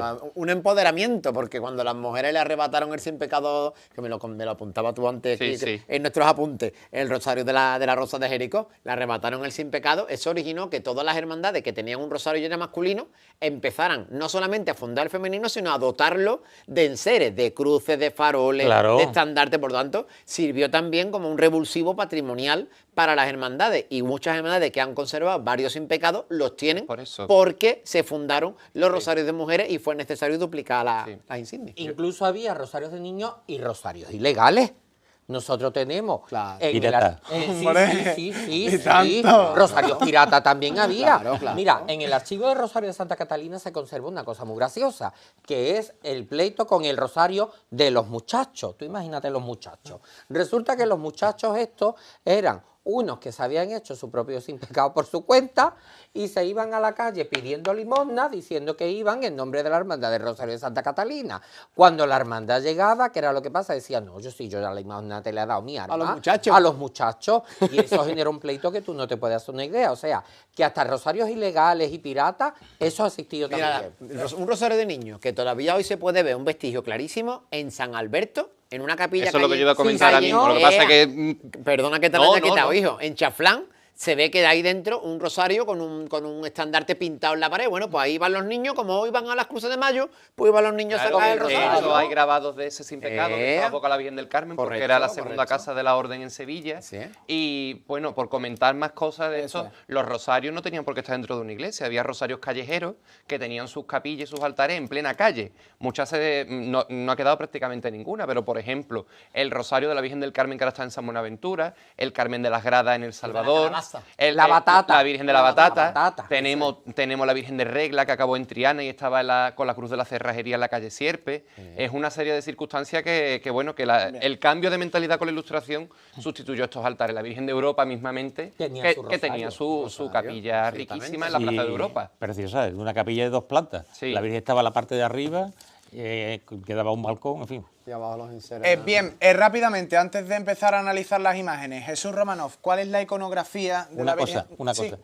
De Lepanto no hemos hablado. No, yo iba a retomar un yo creo poquito que, por ahí. yo pero creo bueno. que es el empujón a la devoción universal de Rosario. Rápidamente. Las dos batallas, las dos batallas. Escudero, rápidamente. Las dos. Yo lo voy a sintetizar. La batalla de Lepanto, que se realiza entre el papado, Venecia y España, para quitar el poder sobre el Mediterráneo y permitir el tráfico de mercancías libre contra los turcos, el Imperio Otomano, pues bueno, tuvo lugar fundamentalmente en el Golfo de Lepanto, cerca de Corinto, en Patras, y el Papa que había entonces era Pío V, que era dominico, entonces le pidieron al Papa que bueno, había una desigualdad muy grande de fuerza entre los cristianos y los otomanos, y le pidieron al Papa que hiciera algún rezo para que apoyara, para que hubiera una intercesión de la Virgen. Y entonces el Papa pues estuvo rezando el rosario mientras se producía la batalla. Decir que hay un protagonismo muy importante porque de España, de Andalucía en esto, porque la flota cristiana iba al mando de don Juan de Austria, que era el hijo bastardo de Carlos V, y como coalmirante iban Álvaro de Bazán y Andrea Doria. Andrea Doria por los italianos. Andrea Doria tenía la parte de la flota embarcada, o sea, ¿cómo se dice esto? Surta en el puerto de Cartagena, y entonces un día, antes de partir, coge a un grupo de caballeros y se dirige a Granada, al convento de Santo Domingo de Granada, y piden prestada la Virgen del Rosario, de allí del convento dominico, y se la llevan. Y no sé si sabéis, la batalla se plantea de la siguiente manera: los turcos hacen una media luna con sus barcos y los cristianos hacen una cruz, con la base de la cruz en la parte de atrás. Y entonces la última nave, que era la que iba Andrea Doria, iba la Virgen. Y le pusieron un altar iluminado para que todo el mundo en la flota viera que la Virgen estaba protegiendo a la flota. Y el Cristo de Lepanto de Barcelona. Y el Cristo de Lepanto de Barcelona. Pero vamos, estamos hablando del Rosario. Qué bueno. Exacto. Y entonces, bueno, la batalla fue tremenda, fue ganada por las tropas cristianas, se evitó la invasión de Chipre, que era lo que querían los turcos para dominar el Mediterráneo, y esto, bueno, pues todo el mundo sabía que la invocación y la mediación de la Virgen del Rosario, tanto por el rezo del Rosario como por la imagen que iba a la nave capitana, pues fueron fundamentales. Yo creo que esto fue un impulso importantísimo en la devoción al rezo del Santo Rosario. Gracias, Escudero. Tenemos que avanzar a la iconografía, Jesús, Bien. rápidamente. Ahí lo estamos viendo. ¿Cuál es la iconografía de la Virgen del Rosario? La iconografía de la Virgen de Rosario es variada, no hay una sola, porque podemos encontrar ahí veis ese grabado de la mía, de la Virgen de Rosario de Santa Catalina, con su niño Jesús y su ráfaga, otro puede ser el de la Virgen de Rosario de los Humeros, que sigue, como analizaremos, el modelo de la Virgen de Rosario de San Pablo, actualmente Virgen de la Paz, otro puede ser la Virgen rodeada de todos los misterios, y por último la Virgen Dolorosa, que no la vamos a tratar porque los trataremos cuando hablemos de las dolorosas. Venga, pues empezamos con el Santa análisis de Catalina. las imágenes. Siglo XVII, si no me equivoco, la Virgen del Rosario de Santa Catalina, que salió el 1 de noviembre, hace poquito. Vamos a hablar de ella, Jesús, que tú eres hermano. Si Pablo me pone la fotografía del Sin Pecado, Pablito, ponme la foto del Sin Pecado, por favor. Un poquito Ahí. Ese es el aspecto original que tenía la Virgen de Rosario de Santa Catalina. ¿Y por qué lo afirmo tan categóricamente? Pues miren ustedes, porque yo he tenido, como miembro de Junta que he sido durante 8 años, la oportunidad de analizarla, tanto los documentos como la Virgen. La Virgen, en 1710 se funda la hermandad, pero la Virgen ya estaba. Y la Virgen se encontraba en la actual cabecera de la nave del Evangelio, donde hoy está la puerta de la capilla sacramental. Entonces, lo que sabemos de la Virgen es que era así. Es más, a mitad del siglo XVIII la Virgen va a ser desmochada por orden de la camarera. La camarera dice que a ella le estorbaba muchísimo para vestirla todos los ropajes que tenía. Y se la lleva a una casa de la calle Espíritu Santo donde hay un escultor y ella dice que le paga por hacerle el cuerpo. ¿Hacerle el cuerpo qué es? Hacerle el cuerpo es todo lo contrario a que ven ustedes. A la Virgen le quitan la toca, a la Virgen le quitan el manto, a la Virgen le quitan absolutamente todo. ¿Qué es lo que nos ha quedado de esa talla original? Lo que nos ha quedado de la talla original es, si nosotros analizamos ese retrato, que es una probable obra, está atribuido a Alonso Miguel de Tobar y que viene del Sin Pecado antiguo, anterior a este que ustedes están viendo, que es obra de María Rodríguez Vargas. Bueno, pues si ven ustedes, los pliegues que vemos en la parte frontal se conservan. Incluso lo que es el borde del manto que da con ya los pies de la Virgen se conservan, o sea, tenemos bastantes vestigios. Ahora bien, se destrozó entera para poderse sobrevestir. En el año 1994 la Virgen va a ser restaurada y en esta restauración que la realizan el taller, bueno, entonces no era taller de Aroal, sino que estaban trabajando con Manolo Tobaja, que yo ya he dicho que habría que hacerle alguna serie por parte de Netflix. En Isbilia, ¿no? Exactamente, sí. En el taller Isbilia, por David Romero Alonso y Francisco Rovira Yagüe. Entonces ellos consolidan la imagen y aparte de consolidarla son los que la policroman con un falso estofado. ¿En qué consiste esta técnica? La Virgen, cuando ven ustedes la talla, está totalmente dorada y después a punta de pincel encima del dorado es cuando se le da toda esa pintura que simula, pues yo siempre he dicho que a mí me recuerda a los mantones de Manila. De hecho, David dice que él cogió un dibujo un libro de botánica de su padre, saludos a don Valentín, y empezó a copiar plantas, flores, entonces tiene pájaro, tiene mariquita, tiene libélula, tiene absolutamente de todo. Durante una vez al año, siempre nosotros dejamos, después de los cultos, hasta que la Virgen sube al paso, que se vea el estofado. ¿Por qué la Virgen no está totalmente vestida en la actualidad? Pues porque nosotros pensamos que la Virgen realmente, tal como está concebida hoy, después de la intervención del 18, es para vestirse, con lo cual creo que lo más acertado es que se presente vestida. Y durante esa época del año, pues nosotros la dejamos para que la gente la vea. Respecto a las autorías, no tenemos nada claro. Se ha hablado de Francisco Antonio Gijón, yo no lo veo personalmente. Quiero decir algo. Es una cosa que se dice de Francisco Antonio Gijón. Siempre he pensado que la imagen es anterior al 18, sobre todo porque sabemos que ya existía y que en 1710 tenía una gran devoción, pero creo que lo más acertado de momento es como una obra de autor anónimo del último cuarto quizás del siglo XVII. Hombre, es que sí es verdad que desde hace un tiempo se atribuye a Francisco Antonio Gijón. Yo también creo contigo que no tiene gran fundamento. También la titular de la parroquia está atribuida a Francisco Antonio Gijón. Entra dentro de la misma dinámica esa. En realidad, si tiramos un poco para atrás, es Morgado en el siglo XIX el que tirando de papeles antiguos dice que está hecha por Bernardo Gijón.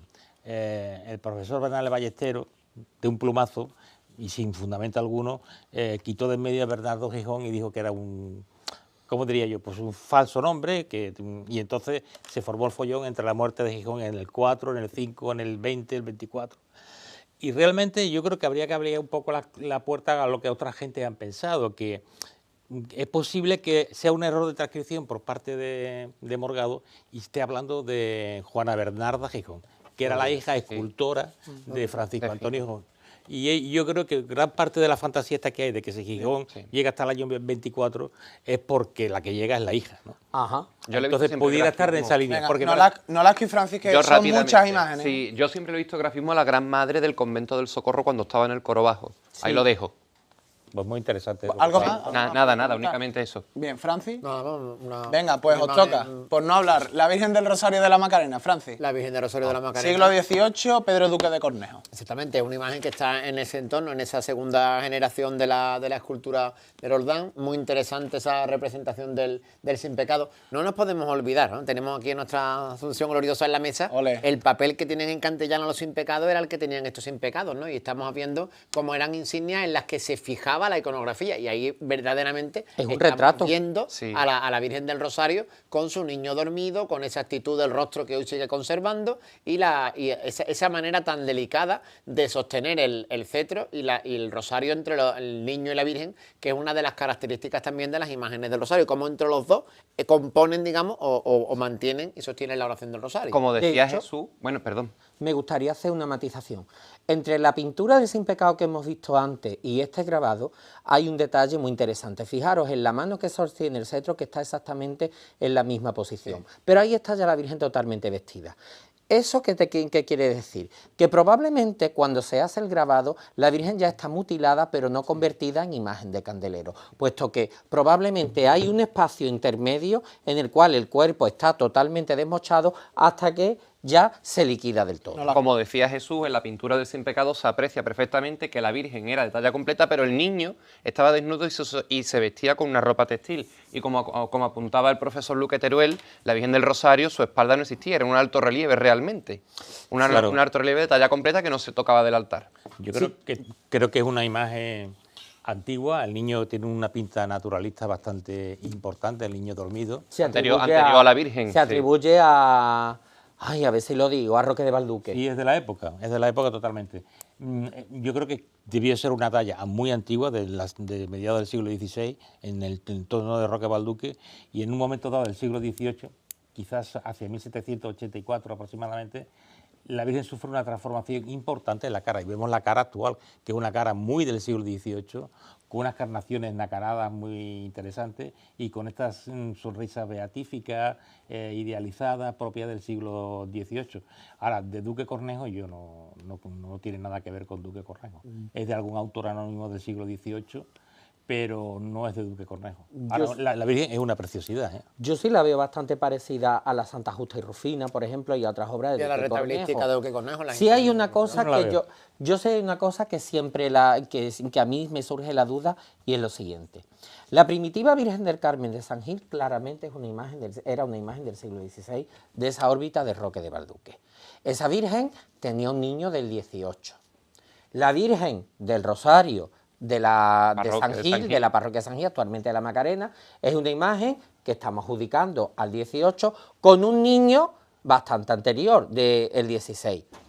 Ahí lo dejo. O sea que ahí pudo haber... Un intercambio de... Probablemente pudiera haber algún intercambio, o vaya usted a saber qué. Yo creo que Eso es una cosa que habría que investigar. Yo estaría más por la supervivencia del niño y Sí. la reforma de la imagen. Pero Sí, vamos, son también opiniones, vamos, hipótesis, por supuesto. Hombre, todos son hipótesis porque no tenemos papel alguno. ¿Qué más podemos decir de la Virgen del Rosario de la Macarena? Escudero, Nolasco. Yo puedo decir, por ejemplo, que su iconografía como imagen letífica se ha visto profundamente contaminada por el influjo de la Virgen de la Esperanza a lo largo del siglo XX.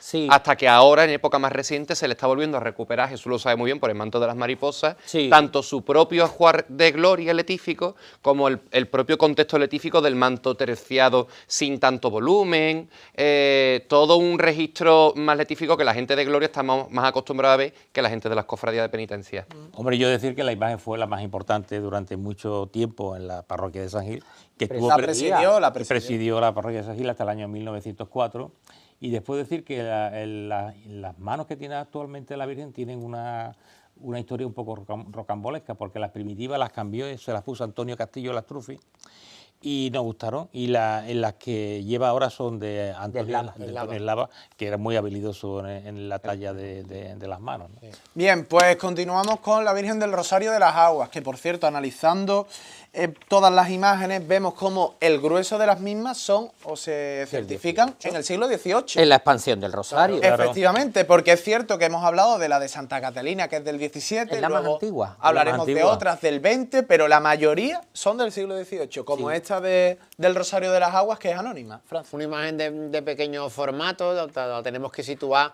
en esa capilla levantada en lo que es la llamada Resolana del Arenal, un lugar de tránsito, de paso, una capilla muy popular en la que las personas que trabajaban en el entorno del puerto pues encontraron también el reflejo de esa devoción al Rosario, y es una imagen que tiene, pues bueno, diríamos una hermana, ¿no? O un ejemplo muy similar justamente enfrente en el Hospital de la Caridad, en la enfermería, tiene una imagen muy similar que creo que se llama también la Virgen del... O Caridad, ¿no? Caridad, No, Caridad es la de la Iglesia del Creo que Rosario, se llama sí. la Virgen del Rosario también. Sí, policromada por Valdés Leal, sí. Exactamente, Esa de que Valdés Leal, llama mucho la atención y que se habla de esa intervención de Valdés Leal en la imagen. Es muy llamativo ese rostro del niño tan popular, como tan blandito, de ese modelado tan blando del cabello, y como Y el también estofado, ¿no? y los rasgos de la Virgen, que también son muy peculiares, y haberla conservado en su impronta de Imagen de talla. talla completa, con esa ráfaga tan peculiar de las estrellas. Que esa ráfaga, por cierto, anteriormente era una mandorla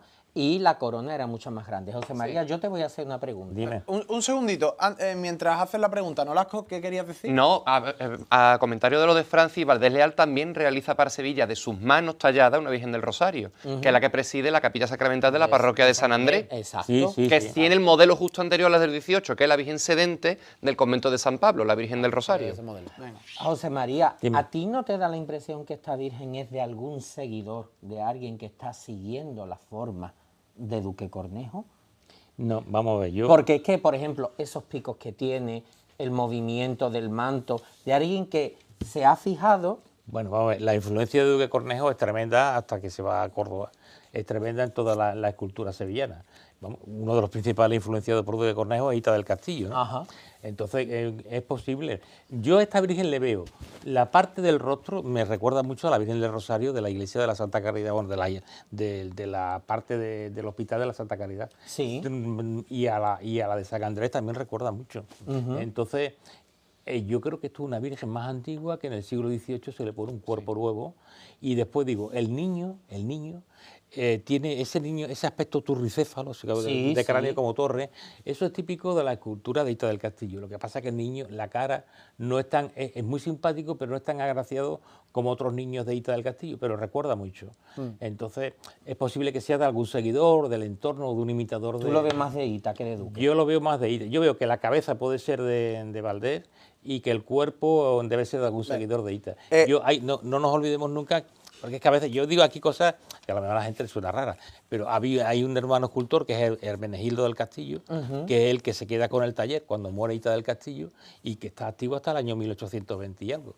O sea que quizá a lo mejor por ahí van los tiros. Pues lo mismo va a Bien, poder Menegildo. Nolasco, ¿algo más que comentar? Yo creo que está estofada, habría que ver los informes de restauración porque está restaurada al menos 50 años después como mínimo de la época en la que se hace, y que por supuesto, entendiendo que está cerca del puerto, recordemos que la Virgen del Rosario es la patrona de la Armada Española en el siglo de oro y en el XVIII, especialmente central la imagen de Cádiz, la Virgen del Rosario de Cádiz. Por eso no es de extrañar que al lado del puerto haya una capilla a la Virgen del Rosario. Y una última cosa.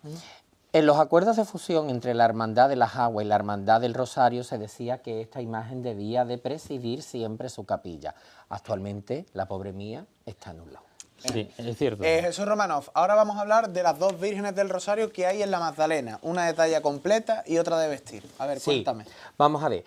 Ya hemos hablado que hay una Virgen que la Archicofradía del Rosario, de la Iglesia de la Magdalena, pues desde el siglo XVI tenemos constancia de ella. Sin embargo, las imágenes actuales, y hablo de las imágenes puesto que era una de procesión y la otra no, son de Cristóbal Ramos. Ahí vemos claramente esta, que es la que actualmente se encuentra en la capilla de Montserrat, que es una imagen claramente de Cristóbal Ramos, de barro, telas encoladas. Dime, José María. Es de tela encolada y pasta. Perdón, de tela encolada y También pasta. son del siglo XVIII. Sí, claro. sí, sí, Claro, que sí, son, sí, que Val son Ramos 10 del siglo XVIII. que son 18. Está documentada, ¿eh? Está documentada. Exacto. Documentada además. Esta Exacto. costó 600 reales, la otra 500. Exactamente, y por lo tanto es curioso que asistimos a un cambio de imágenes. Es más, fíjate qué curioso que la Virgen del Rosario, la imagen de vestir que había antes tenía, se decía que el rostrillo, ya saben, esa prenda de orfebrería o joyería que marca la cara, que decía que era De el brillante, mejor que había en la ciudad, que era de diamante. Y eso se deshizo por completo, creo recordar que era para comprar las ráfagas, para hacer las ráfagas. Al igual que se vende el palio que tenía. Eso lo documenta Martínez Alcalde y Romero Mensaque, que es el gran estudioso del Rosario de Exactamente, Sevilla. exactamente. Continúa tú si quieres. Pues esta Virgen la hacen para sacarla en procesión, para que la titular, que es la otra, que es de candelero, no sufra daño alguno. Entonces esta es la Virgen de procesión. Fíjate qué curioso.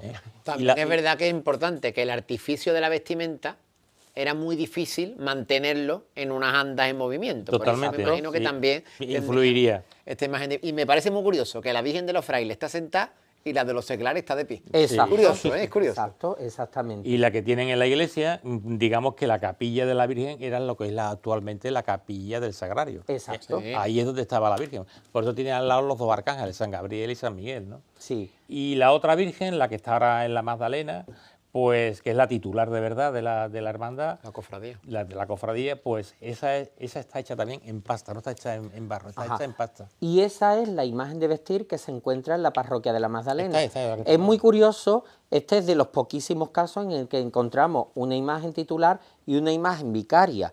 Eso solo lo tenía la Virgen de la Sede y el Cristo de San Agustín, nada más, y se hace con esa idea. Y ahí vemos claramente cómo es lo que nosotros vemos hoy, es claramente de Cristóbal Ramos. Como no tiene duda, ¿no? Está la documentación, están los recibos. Decir una cosa, que esta Virgen, su aspecto morfológico es muy parecida a la Virgen del Rosario de la Maestranza de Caballería. Que También. fíjate Sí. que te lo iba a decir, que la de la maestranza, se sigue atribuyendo a Pedro Roldán, No, cuando no existe nada de Pedro Roldán. Es Cristóbal ahí. Ramos. Es Cristóbal Ramos Hay que totalmente. decir también que esta Virgen es titular de Montserrat, que no lo hemos dicho. Sí, es Que- titular de que la es la que le da culto. Exactamente, tras la fusión de ambas No sé si es el hermandades. único caso en el que, digamos, el templo no es el mismo el de la hermandad. De los sino dos que titulares, La hermandad sí. tiene ahí Sí. un titular. La Esperanza de Triana también tiene la misma Con el Santísimo. Con el Santísimo. Y Montserrat tiene en este caso a la Virgen del Rosario, que eso también fue costoso de llegar a los acuerdos, pero mira. Total, como sí. curiosidad, el manto de esta Virgen es el que sirve de modelo al manto de coronación de nuestra patrona, la Virgen de los Reyes. Exactamente. Fíjate. Bien, pues. Yo decir sí, lo simplemente último. que son dos imágenes estupendas, Maravilloso. Estupenda, sí, sí, magníficas, muy buena. tanto la de talla completa como esta, son dos imágenes preciosas. Bien, avanzamos ahora, nos mantenemos todavía en el siglo XVIII, pero nos vamos hasta la Capilla de los Humeros para ver a la Virgen del Rosario. Partimos- Pero antes tenemos que partir de esta Eso imagen, es. ¿verdad? Exactamente. Para entender a la Virgen del Rosario de los Humeros, primero tenemos que hablar de la Virgen del Rosario del convento de San Pablo, que es esta, actualmente Nuestra Señora de la Paz, que está en la iglesia de Santa Cruz, que desgraciadamente se le ha quitado del altar mayor y se la ha vuelto a poner a un lado, con lo bien que estaba ella en el altar mayor. Pues es que, es que han puesto bueno, es que no me quiero meter más a leer, pero es que han puesto un baldaquino con el Cristo, o sea, un dosel con el Cristo, Y se ha tapado el bardaquino. y se ha tapado el baldaquino de Blas Molnes, la Virgen se ha desplazado, y no sé, yo, de verdad, Bueno, a lo que vamos. Aquí Jerónimo Hernández nos deja, la verdad, una imagen bastante interesante. 1, la Virgen sedente. 2, además fijaros con el naturalismo que están representados lo que es el movimiento de las piernas de la Virgen. Y ella está, pues, sentada, recostada, además se Autísimo. ve autísimo, cómodamente, sobre ese magnífico trono. En segundo lugar, en el brazo derecho, fíjate, como la mía de Santa, bueno, más bien la mía de Santa Catalina, como esta, tiene al niño. Y el niño se encuentra de pie, apoyando sobre el muslo de su madre una de sus rodillas. Y tiene una de las manos alzadas sosteniendo el rosario. Y con la otra, ya ven ustedes cómo tiene el cetro.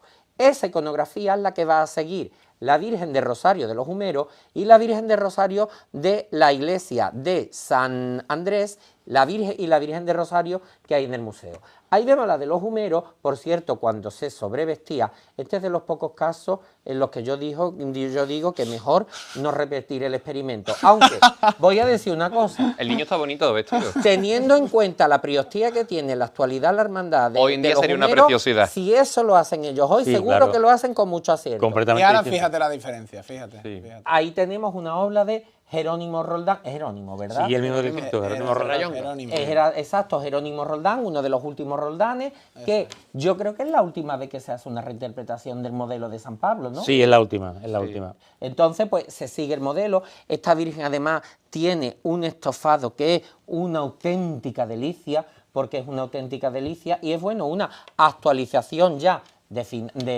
finales de 18, 1771, ¿no? 61. 61, 1761, yo recuerdo, como ya además existe la carta de pago del Cristo, de la Paz y de la Virgen, cuando se bendicen y desde entonces pues la tenemos. Francis, ahí. sí, ¿ibas a decir algo más? Nada más. Vale, Escudero. La encarga el alma mater y fundador de la hermandad, que es Miguel Liñé. Hoy, ¿verdad? Ajá. Había que mencionarlo. Había que mencionarlo. Que estuvo preso por los milagros. Es verdad. Qué maravilla. Es verdad. Hizo lo que pudo el pobre. Ya. Y La pasión. decir que la Virgen tiene una réplica, me parece, en la campana, me parece que es, o algo así, pero puesta en pie, pero es exactamente igual. Ajá. Igual.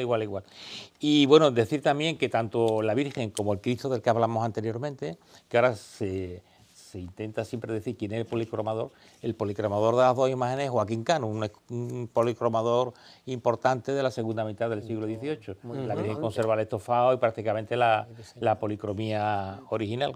Y de la Virgen del Rosario de San Pablo, ¿qué decir? Es una de las mejores imágenes que hay en Sevilla. Hombre, totalmente. Entonces no entiendo por qué la han puesto en un lateral y la han quitado de presidir la parroquia. Bien, vamos a hablar un poquito más de la Virgen del Rosario de los Humeros, ese estofado, esa iconografía. Ese coro de campanilleros que esta hermandad ha creado, recreado y lo lleva a gala en su rosario del 12 de octubre. Pero sobre todo plásticamente, Nolasco, ¿qué más podemos comentar? de estos Plásticamente valores? tenemos que hablar del preciosismo de la época del 18, una imagen de reducido formato para una reducida capilla en un reducido barrio. Todo está acotado a la pequeñez y a lo que se llamaba la alhaja, la preciosidad, el concepto de lo preciosista, de lo marcado casi de coleccionismo. De lo bonito. Exactamente, la Virgen del Rosario nuevamente al pie del río, nuevamente en un barrio que se dedicaba a ahumar los pescados y a oficios relacionados con el mar, y a una imagen que ha conseguido crear el único paso que hay en cobre en Sevilla, bajo todo su formato, una imagen que se cambia de trono, una imagen que también cambia en el retablo en distintas alturas, lo mismo está en el manifestador que está arriba en su camarín, una imagen que, bueno, se caracteriza también por un magnífico ajuar textil Sí. que constantemente se va renovando y por ser una de las primeras imágenes que recupera, también gracias a influencias de otros artistas, el enjollamiento en la corona. Tiene una corona de salida perfecta y preciosamente enjollada con Siempre. piezas de joyería antigua. Francis, tú concluyes la Virgen del Rosario. Una imagen que cuando surge este modelo que se reproduce, digamos, hasta este momento, que es una de las últimas imágenes, hay quizá otra imagen que también está relacionada con esta autoría, con esta actitud de los brazos, del cuerpo, y que es también bastante reseñable. Y me llama mucho la atención, tanto en el Rosario de la Virgen de la Paz, el Rosario de San Pablo, como en esa imagen de la Virgen como una Virgen con fortaleza, esos rasgos recios, ese rostro que no es la Virgen fina, sino a pesar de ser tan pequeñita, como muestra esa fortaleza, ¿no? La Virgo Potens, ¿no? que se manifiesta en esa batalla de Lepanto. Es una hermandad que tuvo una madurez no llena de fortuna, con muchos problemas, una capilla que siempre le da muchos problemas en cuanto a lo constructivo, que todavía hoy se sigue luchando por ponerla, Porque no se caiga. por ponerla en valor, porque se siga respetando su entorno, y que bueno, pues tiene en el grupo actual de personas que llevan al lado de ella pues casi 40, 50 años, el mejor tesoro. Y esas capuchinas que la quieren desde luego con ¿Verdad? locura y que la reciben cada 12 de octubre, en la que para mi gusto es una de las procesiones de gloria más bonitas que hay. Escudero. Decir que en el año 1881, una curiosidad, pero una cosa casi inédita, procesionó exclusivamente al Palacio Arzobispal para que la venerara el cardenal Lluch. Yo es de las pocas veces, o casi la única vez que he escuchado Bien, una cosa semejante. Pues abandonamos el siglo XVIII y nos vamos al XIX, con dos imágenes atribuidas a Petroni, la Virgen del Rosario de San Vicente y Madre de Dios del Rosario de Triana. Jesús Romanov, que Vamos sé que a te ver. gusta mucho este escultor. En cuanto a la Virgen del Rosario de la iglesia de la iglesia de San Vicente, tenemos que decir varias cosas. Uno, ya hay constancia de una escultura de la Virgen del Rosario en 1691, puesto que se menciona en las reglas cómo los hermanos juraban ante la imagen de la Virgen del Rosario el entrar en la hermandad, juraban las reglas. Y que en el año 1778 ya se sabe que hay una procesión, y de hecho la hermandad encarga ráfagas, encarga corona, o sea, que eso ya se sabe. Ahora bien, el aspecto que nosotros le vemos actualmente a la escultura de la Virgen del Rosario obedece más a Juan Bautista Petroni que otra cosa. Ahí, esto es un grabado del libro de regla, que ya saben ustedes que los grabados no tienen por qué obedecer a la realidad, puesto que ahí se ve el aspecto de una imagen dieciochesca. Pero sí que es verdad que en este grabado lo que vemos es una imagen de talla. El caso es que en algún momento, y probablemente sea en la mitad del 18, que es cuando se realizan todo este tipo de cosas, la imagen, como vamos a ver ahora en una fotografía, fue totalmente mutilada. Y de hecho, fíjense cómo se le suprime el manto, cómo incluso una de las rodillas que las tenía en contraposto se le cerró por completo. Y en la fotografía que vamos a ver ahora hay una cosa bastante reveladora. Y es, fíjate, bueno, se ve ahí cómo se le ha realizado la cintura, cómo se le han puesto los brazos móviles, pero se ve cómo hay una diferencia entre lo que es el busto y el tronco. Yo la impresión que tengo es que lo mismo Petroni realiza una cabeza nueva y un niño nuevo. Y el resto del bloque que nosotros conocemos es lo que sí habría que datar en el 17. En 1983, Peláez del Espino y Escamilla, por cierto, ahí la vemos en su magnífico paso, ese paso que le decían el gallinero, o la jaula, que no tenía faldones, sino que lo que tenía era unas celosías de madera tallada y que desgraciadamente hacia los años 60 por ahí pereció víctima pues de la incuria, ¿no? Entonces, cuando Peláez del Espino y he dicho antes Escamilla realizan la restauración, lo hacen con un carácter historicista. Entonces, este carácter, ¿qué es lo que quieren? Pues devolver la imagen a su primitivo aspecto de talla. Se tiró de grabado, se tiró de alguna pintura. Y de inventiva también. Sí, probablemente, porque es que en este tipo de casos siempre ocurren estas cosas. Y, digamos, se devolvió, pasó como con la mía de Santa Catalina, ¿no? Aunque en la mía lo que realmente inventan es el estofado. Los demás, los detalles no se tocó absolutamente Aquí hay más creación. Aquí hay más creación. Entonces, en el caso de la Virgen del Rosario de San Vicente, se devuelve a hacer una imagen de talla. Eso sí, afortunadamente de una talla apta para sobrevestir, que la ha vestido como nadie la sigue vistiendo nuestro querido amigo Joaquín Gómez, que ahí nos da una lección magistral de cómo vestir una Virgen de Gloria. Tenemos que avanzar. Una cosa oscura. Sí, es que decir tenemos que avanzar. a los cofrades el parecido tan enorme que tiene la cara de esta Virgen con las Marías del paso del encuentro con la Verónica de la Hermandad del Valle. Evidentemente.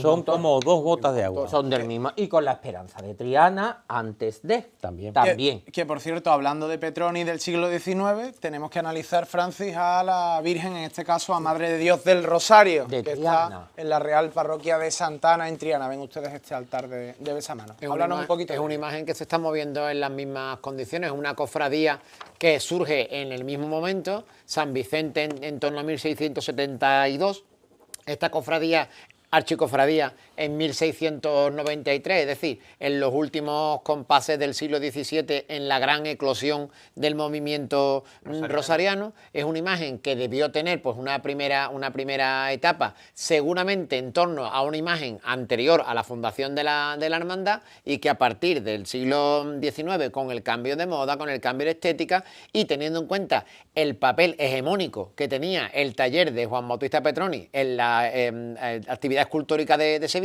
pues entiendo que para renovar la imagen, para darle un nuevo esplendor, se adaptó o se renovó completamente la imagen que existía por esta que procesiona en Triana, que digamos pues representa al otro lado del río pues todo este movimiento rosariano que se venía dando en la ciudad.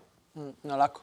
Esta imagen no es más que otro ejemplo de esa influencia que cuando el amparo se viste a la romana, que se llama, Sí. afecta a toda la imaginería letífica de la ciudad, incluyendo la señal Santana, que también cambia, la Virgen de los Reyes también, era moda, y la misma moda influye a esta imagen que yo creo que si no está repolicromada, tiene una percepción un poco más distorsionada de su policromía. Quiero porque, recordar que la tocó Luis Álvarez. claro, yo le veo una Y policromía Pizarro mucho más te la tocó. oscura. Pizarro también, ¿no? Sí, mucho más oscura, y también tenemos que decir que tiene una de las peanas procesionales más originales de los pasos de Sevilla. Cierto, ciertamente. Bien, Escudero, tú concluyes Madre de Dios y nos vamos al siglo XX. Bueno, simplemente yo puntualizar una cosa sobre la imagen, que se está fechada en torno al año 1816, cuando está en su auge Petroni todavía. En el mismo año que la Esperanza de Triana, Claro, ¿quiero recordar? claro, claro.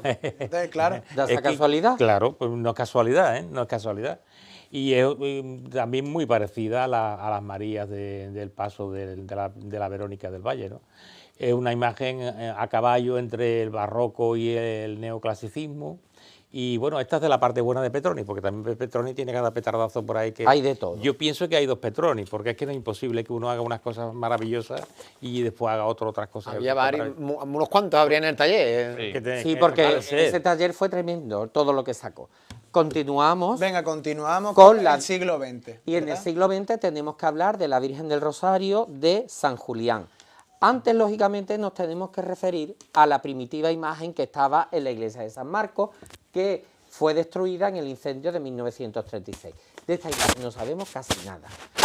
Pero y cuando digo casi nada es nada. Solamente estas fotos que se conservan, y Martínez Alcalde pensaba que por la posición y por cómo quedaban los ropajes podía ser una antigua imagen de talla que se había sobrevestido. Y lo que sí queda bastante claro es el hecho de cómo el niño y la Virgen son de dos escultores diferentes, que no tienen nada que ver uno con el otro. La Virgen presenta un aspecto bastante más arcaico, mientras que el niño ya se ve algo más dieciochesco. A mí me ha recordado siempre a la Virgen de las Virtudes de San Leandro, lo que es el primer plano de la cara. Una cara de finales de 16, ancha, bastante recia, sin embargo, pues el niño, pues, como tú bien dices, pues siglo y medio posterior Y además, prácticamente. incluso fíjate tú cómo se le simula la cintura, porque fíjate que la Virgen está arqueada hacia Sí, un lado, sí. como se ve la Virgen arqueada hacia un lado, lo cual se ve hasta la propia ráfaga, ráfaga. sí. Y cómo con los tejidos, lo vemos en ambos casos, se le Se simula completa. la cintura. Cuando en 1936 esta imagen fue destruida, la hermandad encarga una nueva a José Rodríguez Fernández Andes y hace todo lo contrario. Es decir, lo único que conserva quizás sea esa posición que la simula con la cabeza y hace ¿Y por una- qué? ¿Y por qué? Y el niño retorcido ¿Por qué? también. ¿Por qué por hace las ese modas, la giro? Virgen... Es como la pastora de San Antonio, ¿no? Pues sí, es una manera de darle movimiento a la imagen. Y aquí vemos una imagen mucho más castiza, Sí. morena, de una belleza bastante grande y que, por cierto, siempre está magníficamente punto. vestida, magníficamente alajada, magníficamente de todo. Aquí yo le tengo que dar un abrazo muy grande a mi amigo José Francisco Armengol, que tanto la cuida y que tanto la quiere.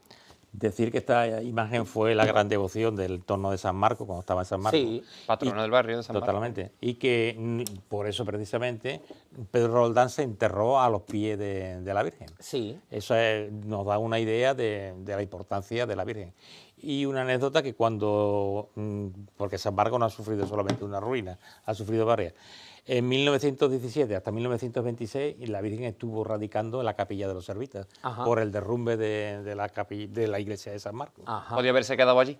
Podía haberse quedado allí y no hubiera pasado nada. Una iglesia que ha tenido muy mala fortuna. Venga, y nos vamos ahora con la última de las imágenes que vamos a analizar en la noche de hoy, la Virgen del Rosario del Barrio León, también del siglo XX, obra de Luis Álvarez Duarte, ¿no, Lasco? Pues sí, además una magnífica obra que ha vuelto a tomar su percepción plástica, su policromía limpia gracias a Darío Darío Ojeda, Ojeda. que la ha restaurado en tiempos muy recientes. La Virgen es paradigmática de la obra de su autor, sobre todo en lo que es la morfología de la cara y en la cabeza del niño, que al final en una imagen de vestir pues es lo que más se ve.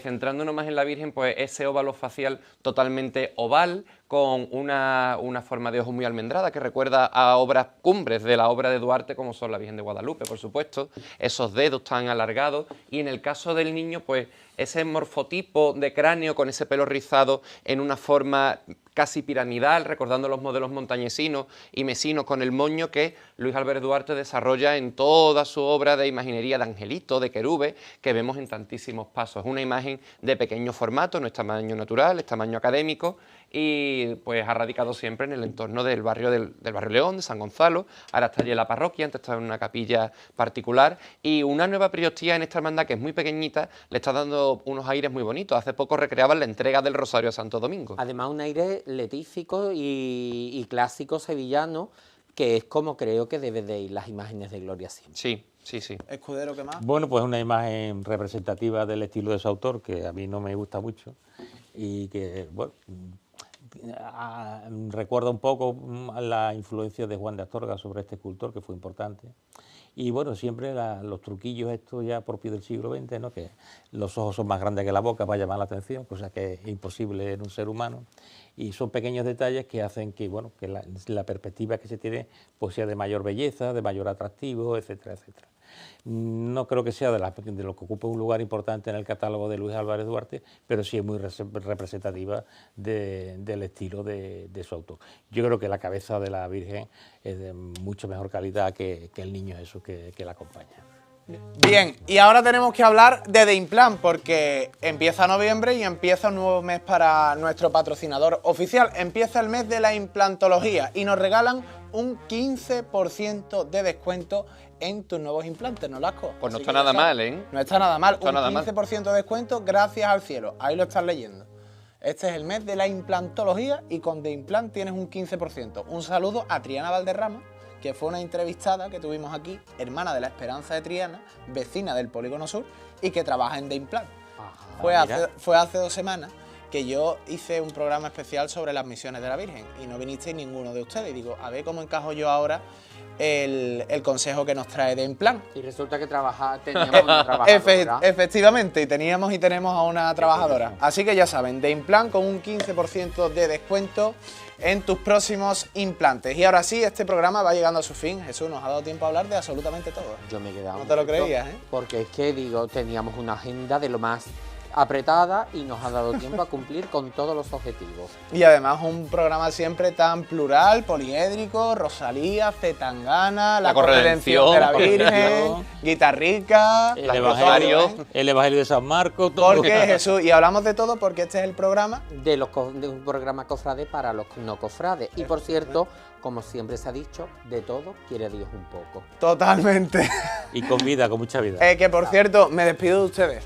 Me despido de ustedes hasta diciembre. ¿Por ¿Hasta qué? diciembre? Sí, ¿Debido a qué? sí, porque ya el miércoles que viene, miércoles 19 de noviembre, y el siguiente, miércoles 26, comenzamos los programas especiales de las elecciones en la Macarena. Ah, claro. Así que será hasta inicios de diciembre cuando nos volvamos a ver, Dios mediante, con la Virgen de la Esperanza para hacer ese programa especial de la restauración de la Macarena. Ánimo, suerte y de todo. Tú sabes que los fans de la historia te van a arañar la cara. Ya lo sé.